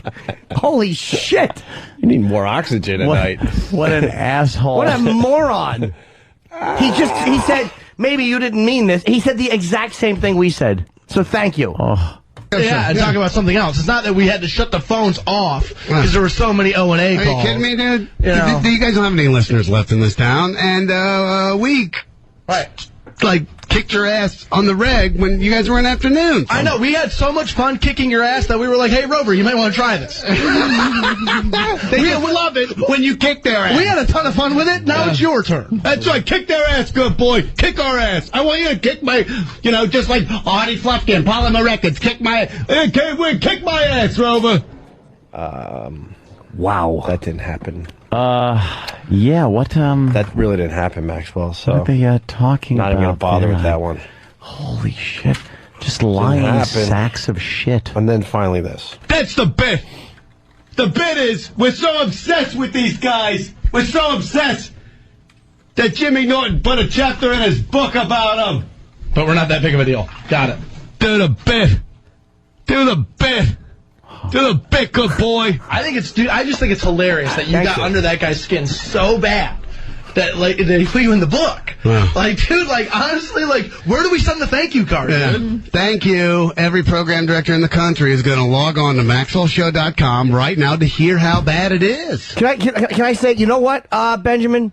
If that happened, if you actually got, I don't want to see you going to the poorhouse. If that happened and people logged on and listened to you and liked you and got you gigs, it would not affect me negatively at all. Good for you. That's how much faith I have in what I say. If people like you and they want to listen to you, good. Let them. I don't care if they do or not. But you stink. You do stink.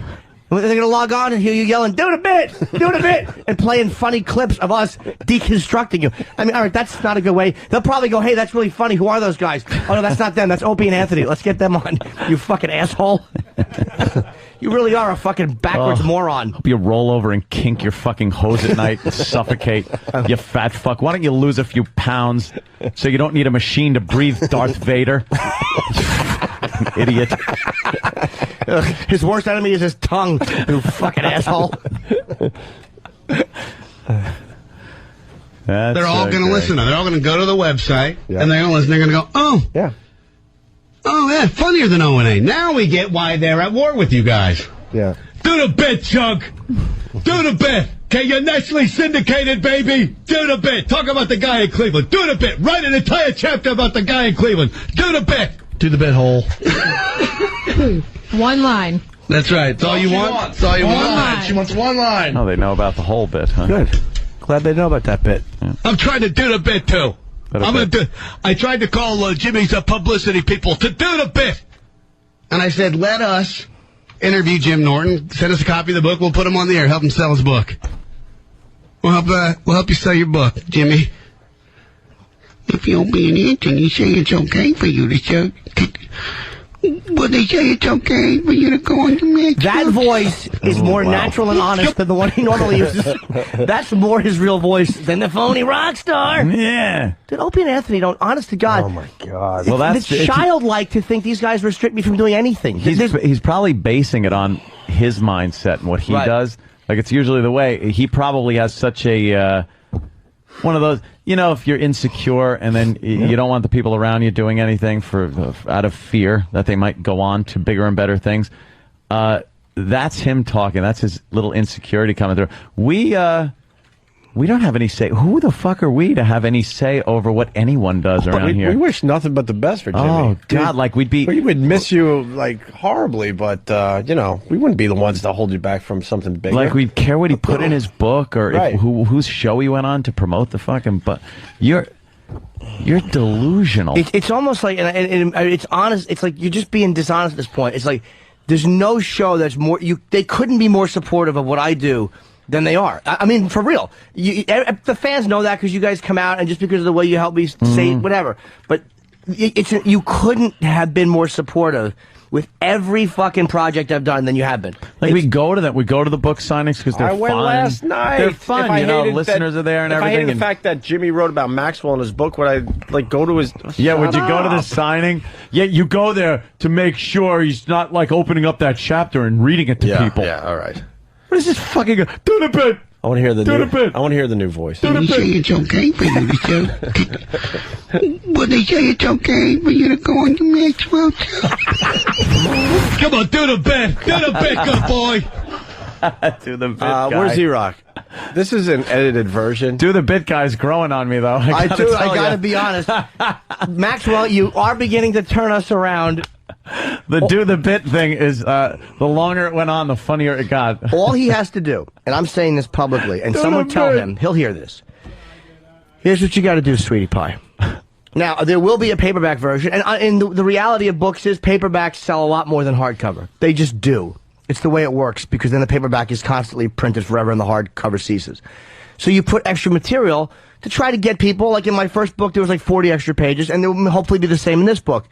If you want me to amend that chapter at all at the end, in the whatever, epilogue, then you come out. Jimmy, we can't allow that. And you, well, if the guys allow me to. I mean, enough is enough. Why can't I do it? But wait, when you go on the door, but Opie. But it's, you come out, you just admit it. You started shit with us. Yeah. You got more than you expected. You're not comfortable with where it's gone.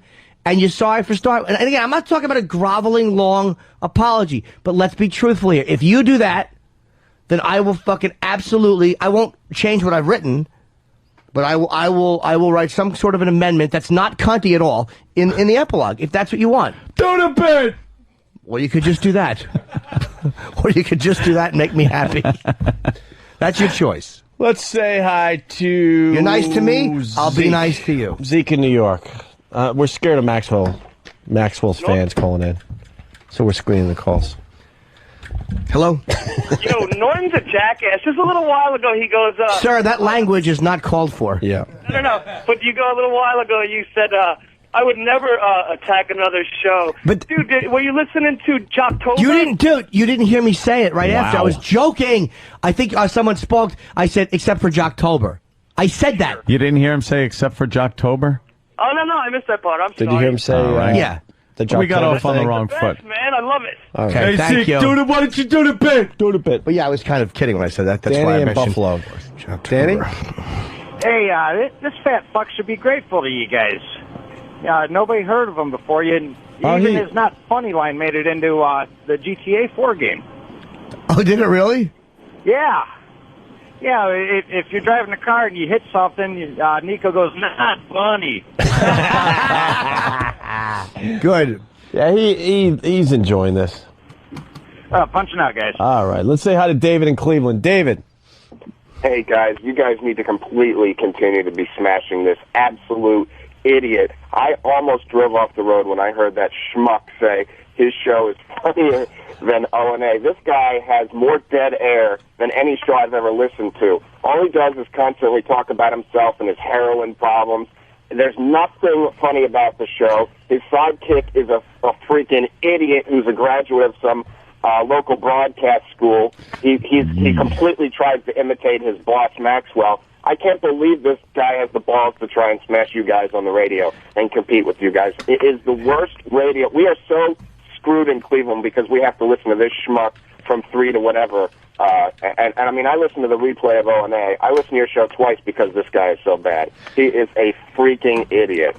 Absolute idiot. And honestly, dude, people who listen to Maxwell don't affect our ratings at all because now that we're mornings, he's afternoons. I mean, I'm sure he's a little hurt that they didn't ask him to move down to mornings on his station, that they brought Rover over. I'm sure he's very hurt that they didn't ask him to move down to mornings.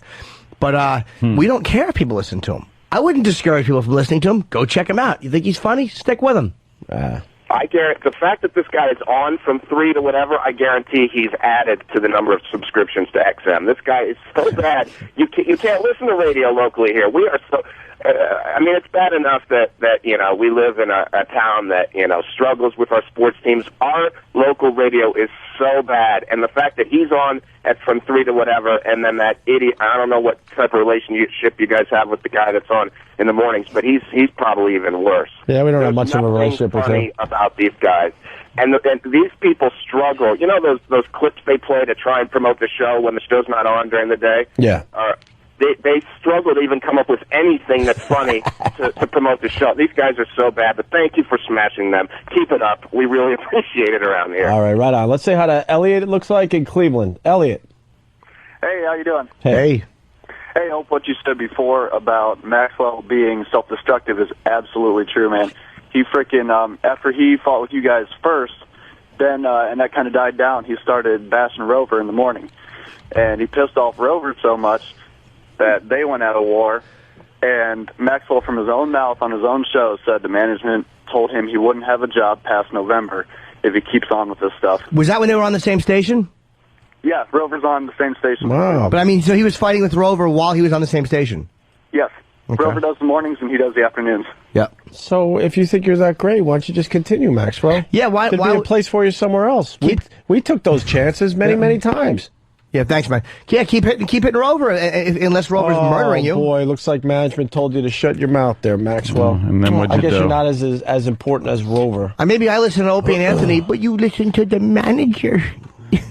The program director said shush. Oh, this is good. Let's say hi to Chad in Houston. Chad.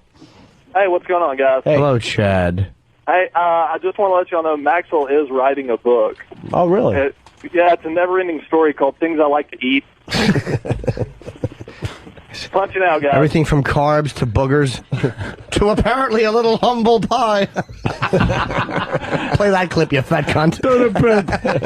Matt and Ridge. What's up, Matt? Hey, what's up, guys? Hey. I had a great time last night. I was the guy with the cane. I was like the fourth guy in line. Oh, thanks for coming, man. And, dude, you guys were the most courteous. You and O were really cool, man. But, Opie, you forgot to sign my book, man. I was there just for Jimmy. I wasn't trying to push my shit. I was just sitting there, like, every book, just taking pictures and You stuff. guys were very cool, and Cool. the picture you took, Jimmy, was really cool. And I know you're going to be out there on Long Island, man, Tomorrow night. Noble. Yep. Everybody should get out there and see you, and the book is dynamite. You rock. I just wanted to thank you so much for your kindness. Oh, thank you, man. Matt. Thanks for coming. Thank you, right, sir. man. Take care. All right. A couple more, then we'll move on. Brian in Texas. Brian. What's up, fellas? Hey. Dude, you totally missed Maxwell having line of the day, his own line of the day. What'd he say? Because if you listen, go back and listen, second Mike said, "To the line, hole!" And her whole response was, "One line." Didn't she say she wanted to say one line or whatever? No, dude, her response was, "One line." Oh, God.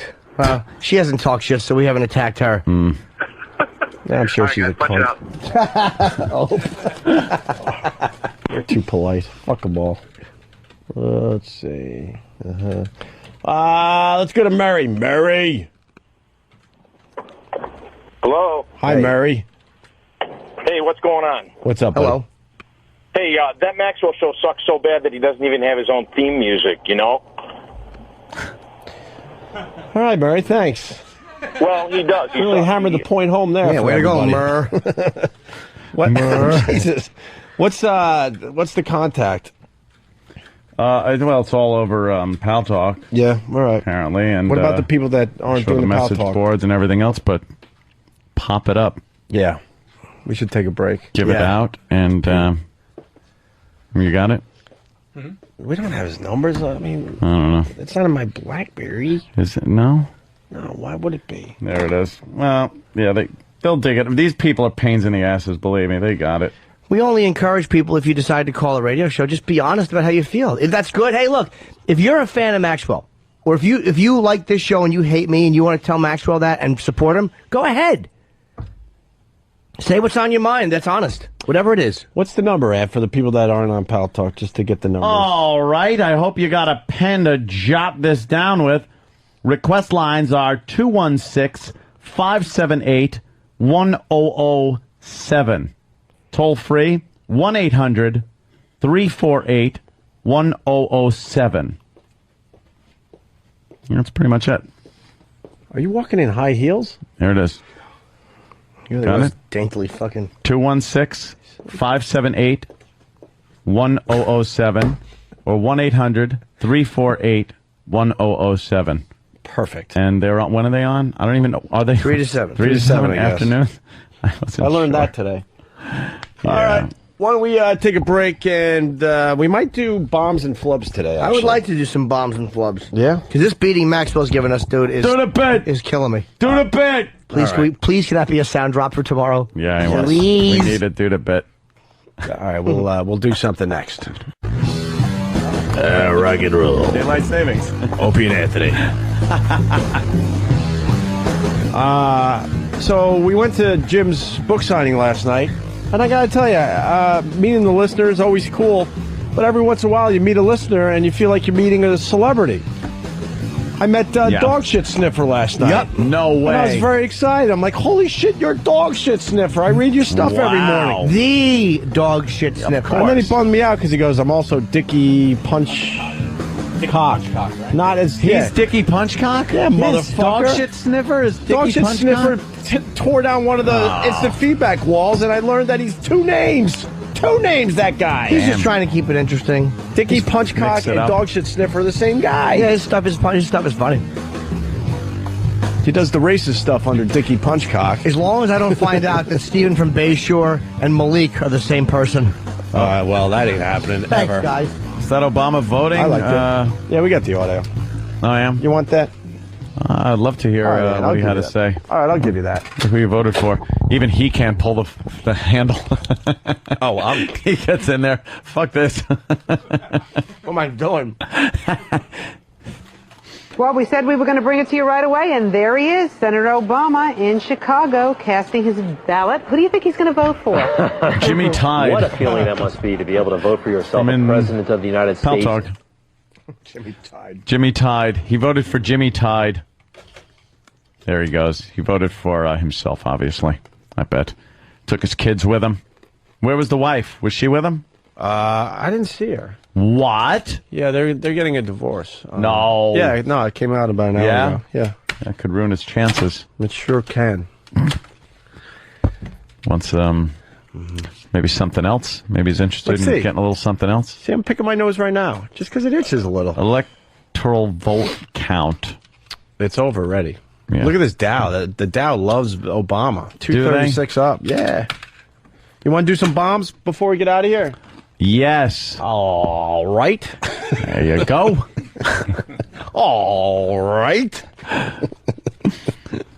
We haven't done bombs and flubs, we usually call it, in quite a while. No. We celebrate. No, it's when somebody fucks up on this program. I love this bit because there's only one. Well, do it. Do the bit. Do the bit. Do the bit. Do the bit. Do the bit. Do the bit. Do the bit. Can I say that this bit was stolen from us, by the way? The bombs and flubs bit. The bombs bit was stolen by Maxwell, and he's been doing it from 3 to 7, 5 days a week. Swim walk. Do the bit. Do the bit is one. I will say this, and I mean this. That's one of my favorite fucking things right now. Yeah. I know. Just to do say. The bit. Do the bit.